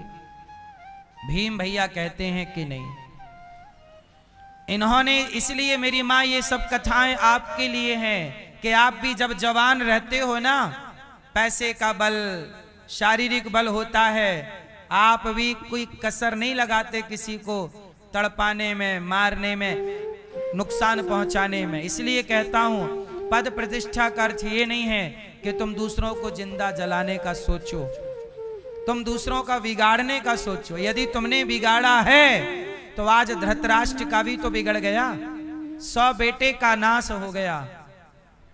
तुमने पांडवों को जिंदा जलाना चाहा तो पांडव तो ना जल पाए, क्योंकि उनके रक्षक तो भगवान थे। पर तुमने दूसरों का बुरा करते करते करते करते माचिस की तीली,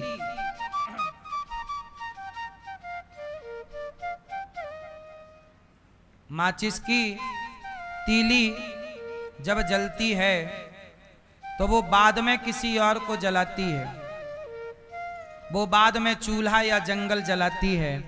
पर माचिस की तीली जलते ही पहले स्वयं को जलाती है, फिर किसी को जलाएगी। क्यों? सही है। माचिस की तीली पहले किसको जलाती है? स्वयं को। तीली स्वयं को जलाएगी, फिर वो चूल्हा, जंगल, चिता, व्यक्ति इत्यादि जलाएगी। इसलिए जब आप किसी का बुरा सोचते या करते हो तो जिसका बुरा सोचा या किया उसका बुरा होगा कि नहीं, उसके रक्षक तो भगवान होंगे। पर तुमने बुरा सोचा और किया है तो तुम्हारा बुरा जरूर होगा।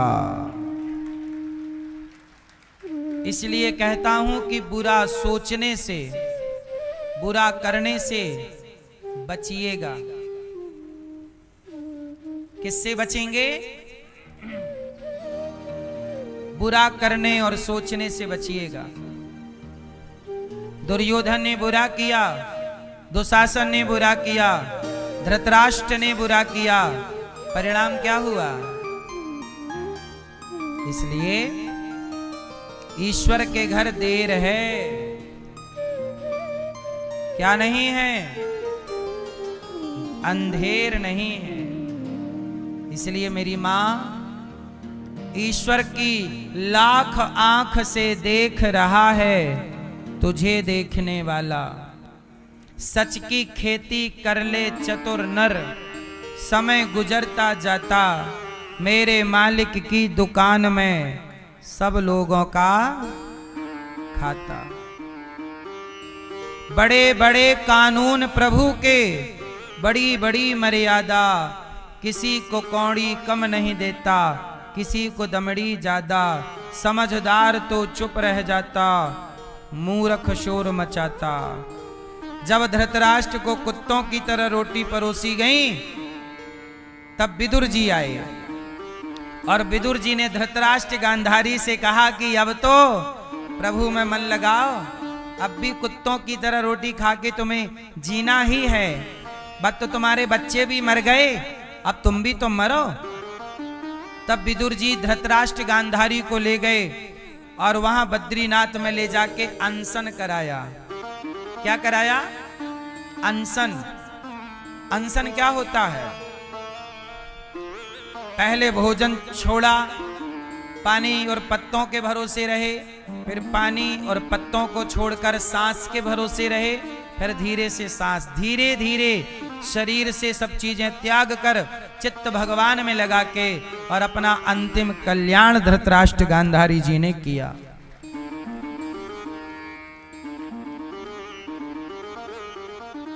अंतिम कल्याण किया। इसलिए कहता हूं कि यदि आपका अपमान हुआ तो उस अपमान के जिम्मेदार आप होंगे, और आपका सम्मान हुआ तो उसके जिम्मेदार भी। इसलिए समाज में से आपको सम्मान चाहिए। सम्मान चाहिए। किस किस को सम्मान चाहिए? हाथ उठाओ। सम्मान चाहिए तो क्या करना पड़ेगा? सम्मान चाहिए तो सम्मान देना सीखो। जो दोगे वही मिलेगा। आप सम्मान चाहते हो तो सम्मान दो। ये छोरा सो रहा है, बच्चे को जगाओ। ये बेटा,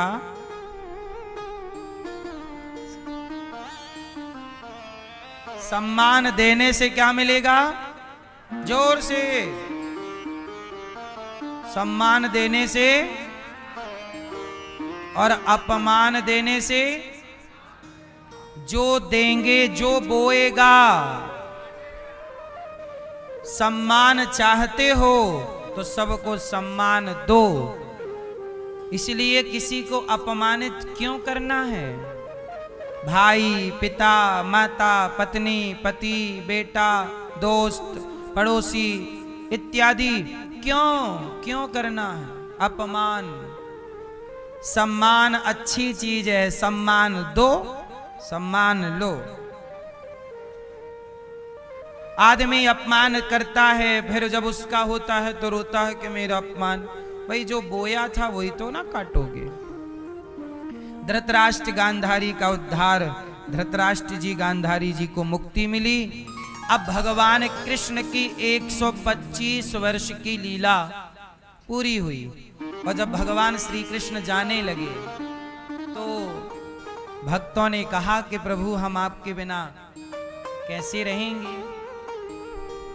तब भगवान ने कहा कि मैं जा नहीं रहा हूं, मैं इस भागवत जी में समा रहा हूं। जहां जहां जो भागवत जी सुनेंगे, उनके हृदय में मैं प्रकट होकर उन्हें अपना साक्षात्कार कराता रहूंगा। इसलिए लोग भागवत जी के पोथी पाठ अभी पुरुषोत्तम माह में आप लोगों ने बिठा रखा है। प्रिय भक्तों, ये पुनीत कार्य है। आप भी अपने माता पिता, ये भागवत जब आप सुनते हो भागवत की कथा, तो भगवान आपकी व्यथा सुन लेते हैं। आपके जीवन से पितृ दोष समाप्त हो जाता है। कब? जब भागवत सुनते हैं। इसलिए आप भी अपने पितरों के, पूर्वजों के कल्याणार्थ जिन लोगों ने यहाँ पोथी पाठ बिठाए, ऐसे यजमान परिवारों का साधुवाद। आगामी भागवत जी के पोथी पाठ आप लोग भी अपने पितरों के लिए 1 जुलाई से 7 जुलाई पोथी पाठ बिठा सकते हैं, अपने घर के सुख शांति और समृद्धि के लिए। भगवान श्री कृष्ण जाने लगे। भक्तों ने कहा, प्रभु कैसे रहेंगे? बोले, भागवत सुनते रहना, उस भागवत में मैं ही हूं, इसलिए भागवत में श्री कृष्ण ही विराजे हैं। इसलिए जब भागवत सुनते हो तो आपको ऐसा लगेगा कि आप भगवान से एक कदम और करीब भगवान के पहुंच गए। अच्छा सच बताओ, आप श्रोता हो, बताओ, जब आप भागवत सुनते हो तो आपको ऐसा अनुभव होता है कि आप भगवान के एक कदम और करीब पहुंच गए, पास पहुंच गए? मतलब भागवत जी भगवान के करीब हमें ले जाती है? नहीं ले जाती। इसलिए जब निरंतर सत्संग बना रहेगा तो फिर आपको लगेगा ही नहीं कि भगवान आपसे और आप भगवान से अलग हैं। फिर तो मिश्री और पानी अलग अलग है, पर दोनों घुल गए। मिश्री पानी में डल गई तो वो घुल के मिश्री क्या हो गई? एक हो। ऐसे जो सत्संगी भक्त हैं, कथा प्रेमी, नाम जप प्रेमी, ऐसे भक्त भगवान के निकट जाते जाते जाते जाते इतने निकट हो जाते हैं कि फिर दो नहीं रह जाते। इसलिए तो स्वामी नाभादास जी ने कहा, भक्ति भक्त भगवंत गुरु चतुर नाम बपु एक, इनके पद वंदन किए नासत विघ्न अनेक। बोलो भक्ति भक्ति भक्त भगवंत और गुरु, ये कहने को 4 हैं, पर ये चारों भक्ति भक्त भगवंत और गुरु, ये चारों, इन चारों को एक श्रेणी में रखा है। चतुर नाम, नाम तो 4 हैं, बपु एक, पर ये 4 होते हुए भी एक।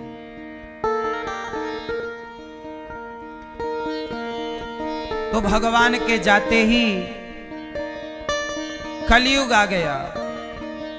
भगवान कण कण में व्याप्त हो गए। परीक्षित पांडव लोग चले गए भगवत धाम, कुंती मां ने प्राण त्यागे, भगवत धाम चली गईं। अब कलयुग आया और कलयुग के राजा बन गए परीक्षित। कलयुग के राजा कौन बन गए? परीक्षित ने एक दिन देखा कि एक गाय और एक बछड़ा, उस गाय और बछड़े को एक काला सा आदमी डंडे से मार रहा था, और डंडे से तो ठीक, लात से, पांव से पाद प्रहार कर रहा था। परीक्षित जी ने कहा, भाई तू कौन है? मेरी गाय को क्यों मार रहा है? मेरी गाय को क्यों मार रहा है? अच्छा है, थोड़ा सा मेरी गाय को ना मार भाई, मेरी माता है ये, क्यों मारता है? कौन है तू? कहा कि मेरा नाम कलयुग है। तो गाय को क्यों मारता है? बोले कलयुग में गाय जहां रहती है, जहां गाय रहती है, जहां सत्संग रहता है, जहां भगवान का कीर्तन, जैसे जहां एसी की ठंडी हवा रहती है, वहां गर्मी का प्रभाव, जैसे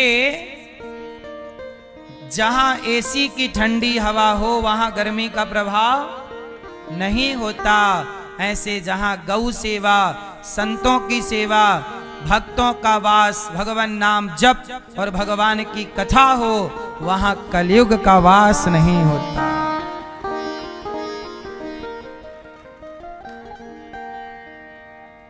कलयुग यहां, इसलिए कहता हूं कि कलयुग कहां है और कहां नहीं है।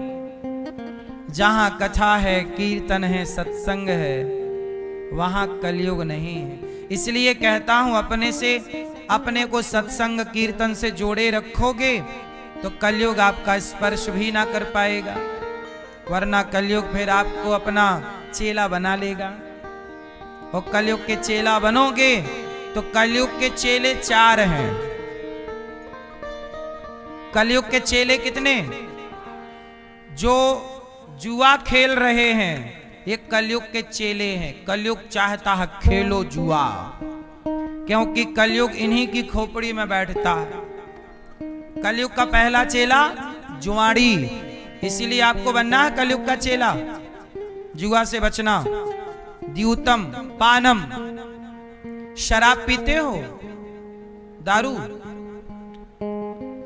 शराब पियोगे तो कलयुग के पक्के चेला हो जाओगे। इसलिए दारू वाला व्यक्ति कलयुग का पक्का चेला है। इसलिए कलयुग के बनना है तो दारू की नशे में रहो, और कृष्ण के बनना है तो भगवान के नाम और भगवान की कथा के नशे में रहो। तो कलयुग का पहला चेला जुआड़ी, दूसरा चेला शराबी। मैया तो बिस्तर डाल के सो गई। अरे मैया उठो ले। मैया तो हो जाए खर्राटे पे खर्राटा।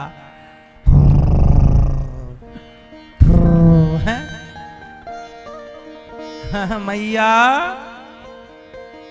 सो जाओ मेरी माँ। नहीं, अच्छा पढ़े पढ़े सुन रही थी। अच्छी मैया हो। सारे श्रोता आपकी तरह पढ़े पढ़े सुने तब तो हम भी सो जाएंगे फिर।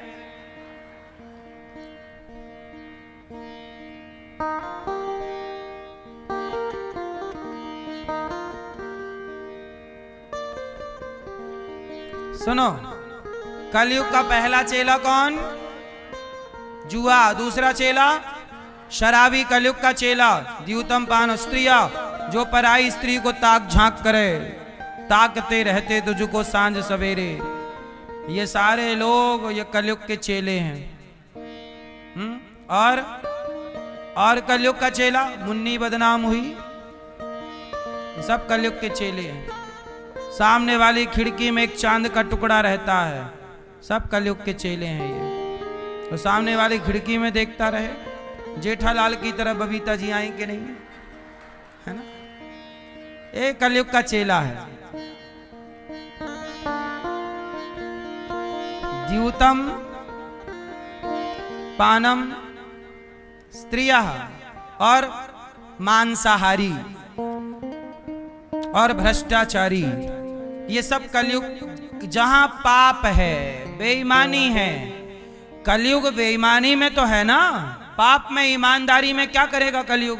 इसलिए अपना जीवन पापमय नहीं पुण्यमय बनाओ। कलयुग से बचना है। जैसे एसी के हवा के आगे गर्मी का प्रभाव नहीं होता, ऐसे कलयुग में भी जो भगवान के आश्रित हैं उन भक्तों पर कलयुग का कोई प्रभाव नहीं पड़ता। इसलिए कलयुग में भी कलयुग के प्रभाव से बचा जा सकता है। हमेशा थोड़ी कलयुग रहता है। बुरे काम ना करो। राजा परीक्षित जी ने कलयुग को वहां से डांटा, कहा महाराज एक स्थान तो दे दो। बोले जाओ तुम 5 कमरे बनवा दिए तुम्हें, बेईमानी में भी रहो, सोने में दे दिया, अच्छा गोल्ड में जाओ, बेईमानी से कमाया सोना कलयुग जाके परीक्षित जी के सर पर बैठ गया, क्योंकि वो मुकुट जो थी परीक्षित जी के, वो जरासंध की मुकुट थी, और राजा परीक्षित जी के सिर पर बैठा कलयुग। अच्छा, कलयुग बहुत बुरा है, पर कलयुग में एक अच्छाई भी है। कलयुग में नाम लेकर व्यक्ति भगवान के पास पहुंच जाता है। कलयुग केवल नाम आधारा। बुराई देखो, जिसमें बुराई होती है उसमें कुछ अच्छाई भी। कलयुग में अच्छाई है कि कलयुग में नाम का बड़ा महत्व है। अब हुआ यही कि श्री परीक्षित जी ने कलयुग सिर पर बैठा तो एक संत का अपमान कर दिया, समीक जी के गले में मरा हुआ सांप डाल दिया। परीक्षित जी से अपमान हुआ, समीक जी ने तो कोई उत्तर दिया नहीं, पर उनके पुत्र श्रृंगी ऋषि को पता लगा कि मेरे पिता का राजा परीक्षित ने अपमान किया। हाथ में जल लेके शाप दे दिया, जाओ इति लंघित मर्यादम तक्षकः सप्तमे हनि, जाओ तुमने सांप डाला है मेरे पिता के गले में, सांप के ही डसने से तुम्हारी मृत्यु होगी। 7 दिन बाद सांप डसेगा। परीक्षित जी को पता लगा कि मुझे 7 दिन में मरना है। अब परीक्षित जी को लगा मैं क्या करूं। तब सुखदेव जी पुत्र को राजा बनाकर सुखताल गए। तब सुखदेव जी ने परीक्षित जी ने सुखदेव भगवान का पूजन किया और कहा कि मुझे 7 दिन में मरना है, बताइए मैं क्या करूं। तब सुखदेव जी ने कहा कि तुम भागवत सुनो। देखो, जिसका जीवन अल्प बचा है, अब मेरा आपका जीवन कितना बचा है ये तो मुझे नहीं पता, पर बचा बहुत थोड़ा है, गई बहुत थोड़ी रही, नारायण अवचेत। अच्छा बताओ, जीवन अब ज्यादा है कि कम है? हर दिन हमारे जीवन का एक दिन माइनस होता जा रहा है। नहीं, आज की तारीख गई, आज का दिन गया तो हमारे जीवन का एक दिन और कम हो गया, तो हम रोज घट रहे हैं। घटता हुआ इंसान बढ़ते हुए धन को देखकर प्रसन्न होता है। तेरा धन बढ़ रहा है पर तू ही घट रहा है। इसलिए कहता हूं कि घटते हुए जीवन में पुण्य को बढ़ाया जाए, पुण्य को बढ़ाया जाए। किसको बढ़ाया जाए? अच्छे काम। अर्जुन ने पुण्य कमाया, इसलिए कहता हूं आप भी पुण्य कमाओ। पुण्य क्या है? आप में से कितने लोगों ने गौरी गोपाल आश्रम में माताओं का दर्शन किया? जैसा टीवी पर सुना था वैसा यहां है कि नहीं? बोलो, है? आपने देखा होगा यहां माताओं के कमरे में एसी लगी है, माताओं को सारी सुविधाएं हैं। जो एक बेटा अपनी माँ को सुविधाएं दे सकता है, वो सारी सुविधाएं यहाँ माँओं के लिए हैं। ये सारी सेवाएं क्यों हैं जानते हैं? हमें लगता है कि माँओं के बेटों ने तो घर से निकाल ही दिया है। यदि बुढ़ापे में हमारे और आपके सहयोग करने से, सहारा देने से यदि माँओं के होठों पे मुस्कान आ जाए, मरते समय, आखिरी समय हम और आप किसी के काम आ जाएं, तो ये हमसे बहुत बड़ा पुण्य है कि नहीं मेरी माँ? और ये दास अनिरुद्ध, यदि मैंने आपसे कहा कि मैयाओं को आप भोजन कराओ और आपने मेरे कहने से भोजन कराया, तो बताओ आपका पैसा धर्म से जुड़ गया कि नहीं? फिर उसका बदले में आपको पुण्य मिलेगा कि नहीं? तो मैं तो आपको कह कह के आपके पैसे को धर्म से जोड़ रहा हूं सालों से। और आप सबका धन्यवाद कि इस पुरुषोत्तम माह में आप में से किसी भक्त ने माताओं को भोजन कराया, तो किसी ने माताओं को नाश्ता कराया। हमारे स्वर्गीय श्रीमती शकुंतला देवी जी, आप दिल्ली से हैं। आपकी इच्छा थी कि मैं एक माताओं के लिए कमरा बनवा के दूं, ताकि मेरे मरने के बाद माताएं उस कमरे में रहकर भगवान का भजन करें, तो वह पुण्य मुझे भी प्राप्त हो। तो एक मैया श्रीमती शकुंतला देवी मैया, जो कि अब नहीं है, पर उनकी इच्छा थी गौरी गोपाल में सहयोग करने की, तो उन्होंने अपनी इच्छा अपने पुत्रों को कही कि बेटा मैं मर भी जाऊं तो गौरी गोपाल आश्रम में उन माँओं का सहारा जरूर बनना। तो उनके बेटों ने आकर अपनी माँ की इच्छा पूरी करने के लिए एक कमरे बनवाने के लिए 5 लाख रुपए का सहयोग किया वृद्ध माओं के लिए। देखो कई बार हम लोग ना जीते जी नहीं कर पाते। बहुत सारी माएँ ऐसी हैं, पुरुष ऐसे हैं जिनके बच्चे मेरे पास लाते हैं कि महाराज जी ये 11,000 रुपए आप रख लीजिए, कल संतों का भोजन मेरी माँ की तरफ से कराइए। मैंने कहा माँ कहाँ है? बोले माँ तो भगवान के घर चली गई। बोले माँ की इच्छा थी कि गौरी गोपाल आश्रम में जो संतों का भोजन होता है 1 दिन का भोजन माँ कराना चाहती थी। वो आना भी चाहती थी पर आ नहीं पाई, हम लोग समय नहीं निकाल पाए, अचानक मृत्यु हो गई। तो जीवन का कोई भरोसा नहीं है। इसलिए कहता हूँ कि आपके माँ बाप की इच्छा यदि है भागवत सुनने की, संतों को अन्नदान करने की, तो आप अपने हाथ से माँ बाप के हाथ से पुण्य का कार्य कराइए। कम से कम बाद में पछतावा तो ना रहेगा कि मेरी माँ की एक इच्छा थी, मैं वो भी पूरी ना कर सका। और माँ की इच्छा क्या थी?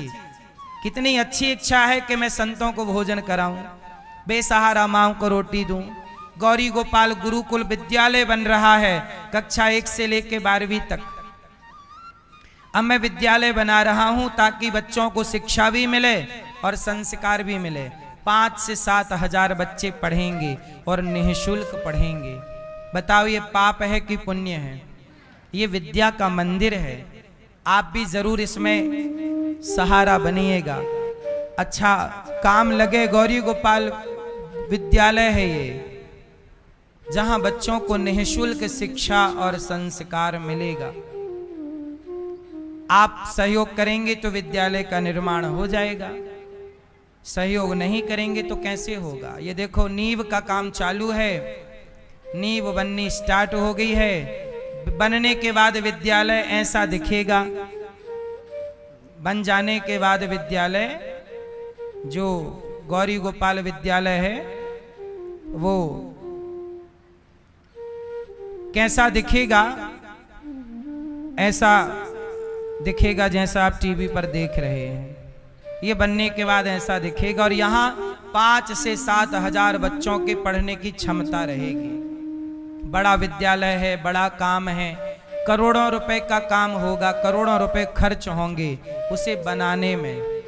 हमारा सपोर्ट कोई सरकार या कोई बड़ा ऐसे धनवान थोड़ी है कि जिन्होंने कहा कि आप बनाओ हम सहयोग करेंगे।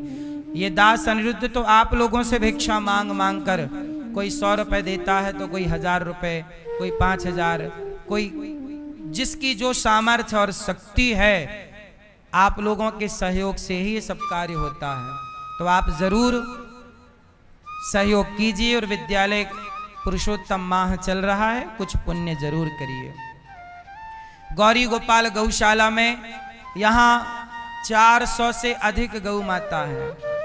आप भी आपके सहयोग से यहाँ गायों को हम हरा चारा, भूसा, पानी, गाय की सानी, सब सेवा, कल का भोजन गायों का आप कराइएगा, करा सकते हैं तो 1 ट्रॉली चारा आप दीजिएगा गौ माता को। ये देखो चारा 1-1 ट्रॉली हम लोग रोज खरीदते हैं। गाय बढ़ती जाएंगी तो ये 1 ट्रॉली चारा को 2 ट्रॉली चारा में लाना पड़ेगा, फिर 3 ट्रॉली चारा, तो खर्चे तो बढ़ते ही बढ़ते हैं। तो आप भी 1 ट्रॉली चारा थोड़ा सा सहयोग करिए। और कल का चारा, कल सोमवती अमावस्या है, कल की तिथि विशेष है। आप भी इस तिथि का लाभ लीजिए और इस तिथि में कल आपकी तरफ से गाय को भोजन मिल जाए, कल आपकी तरफ से संतों का अन्नदान हो जाए। यहाँ ब्राह्मणों का भोजन भी होता है। ये जैसे ये गाय है, हम लोग गाय को हरा चारा तो देते हैं, भूसा तो देते हैं, लेकिन पानी भी लाना पड़ता है खरीद करके, क्योंकि यहाँ का पानी खारा है। मीठा पानी 1-1 टैंकर गौ माता को लाना पड़ता है। तो 1 टैंकर जल की सेवा आप दे सकते हैं। साथ ही यहाँ पर जितनी सेवाएं हैं, पुरुषोत्तम माह चल रहा है, पुरुषोत्तम माह की अंतिम तिथि है कल। क्यों सही है?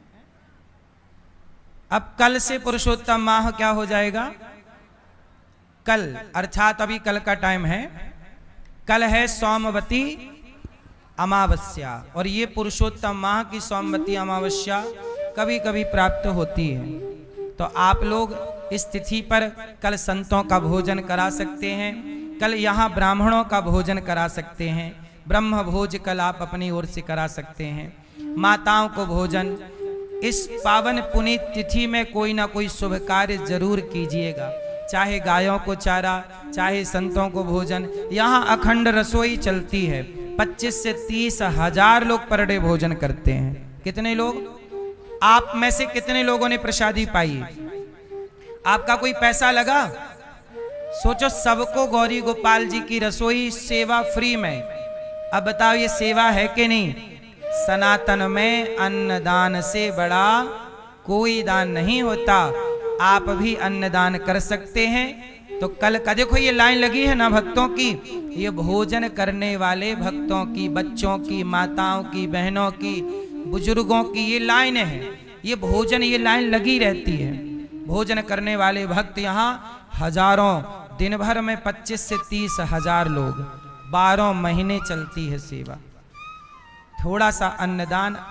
अच्छा, आप लोगों ने भी तो प्रसादी पाई, लाइन लगी थी कि नहीं? दिन भर भोजन चलता है। बताओ, ये सेवा नहीं है? सेवा है। कितनी माताएं यहाँ आती हैं, बोलती हैं कि हमारा बेटा रोटी भी नहीं देता।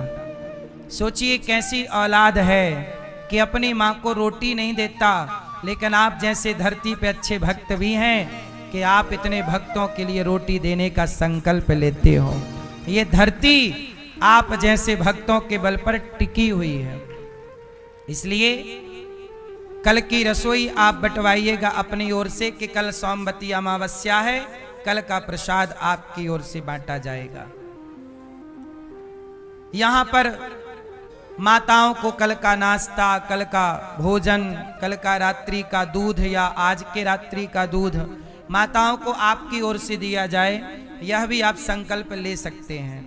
कुछ भक्तों ने अभी आने वाले नवंबर में यहाँ 101 गरीब बेटियों का विवाह होगा, 101 कन्याओं का, जो गरीब परिवार से हैं। अभी पहले भी यहाँ पर कन्याओं का विवाह हो चुका है। आप भी किसी एक बेटी के विवाह में सहयोगी जरूर बनना। किसी का घर बसा सको तो बसाना, किसी को रोटी दे सकते हो तो देना। आओ नाम सुने उन दानवीर महापुरुषों के, जिन्होंने धन को धर्म से इस पुरुषोत्तम माह में जोड़ा है। आओ नाम सुने दानवीर महापुरुषों के। बोलिए सदगुरुदेव भगवान की। समुपस्थित सभी श्रद्धालुजनों को जय श्री कृष्णा। चैनल के माध्यम से घर बैठकर कथा का रसपान कर रहे आप सभी श्रद्धालुजनों को जय श्री कृष्णा। व्यासपीठासीन सेवा की प्रतिमूर्ति पूज्य श्री महाराज जी के चरणों में कोटसह नमन वंदन। आपने अभी श्रवण किया कि किस प्रकार श्री धाम वृंदावन में विभिन्न प्रकार के सेवा प्रकल्प वर्षों से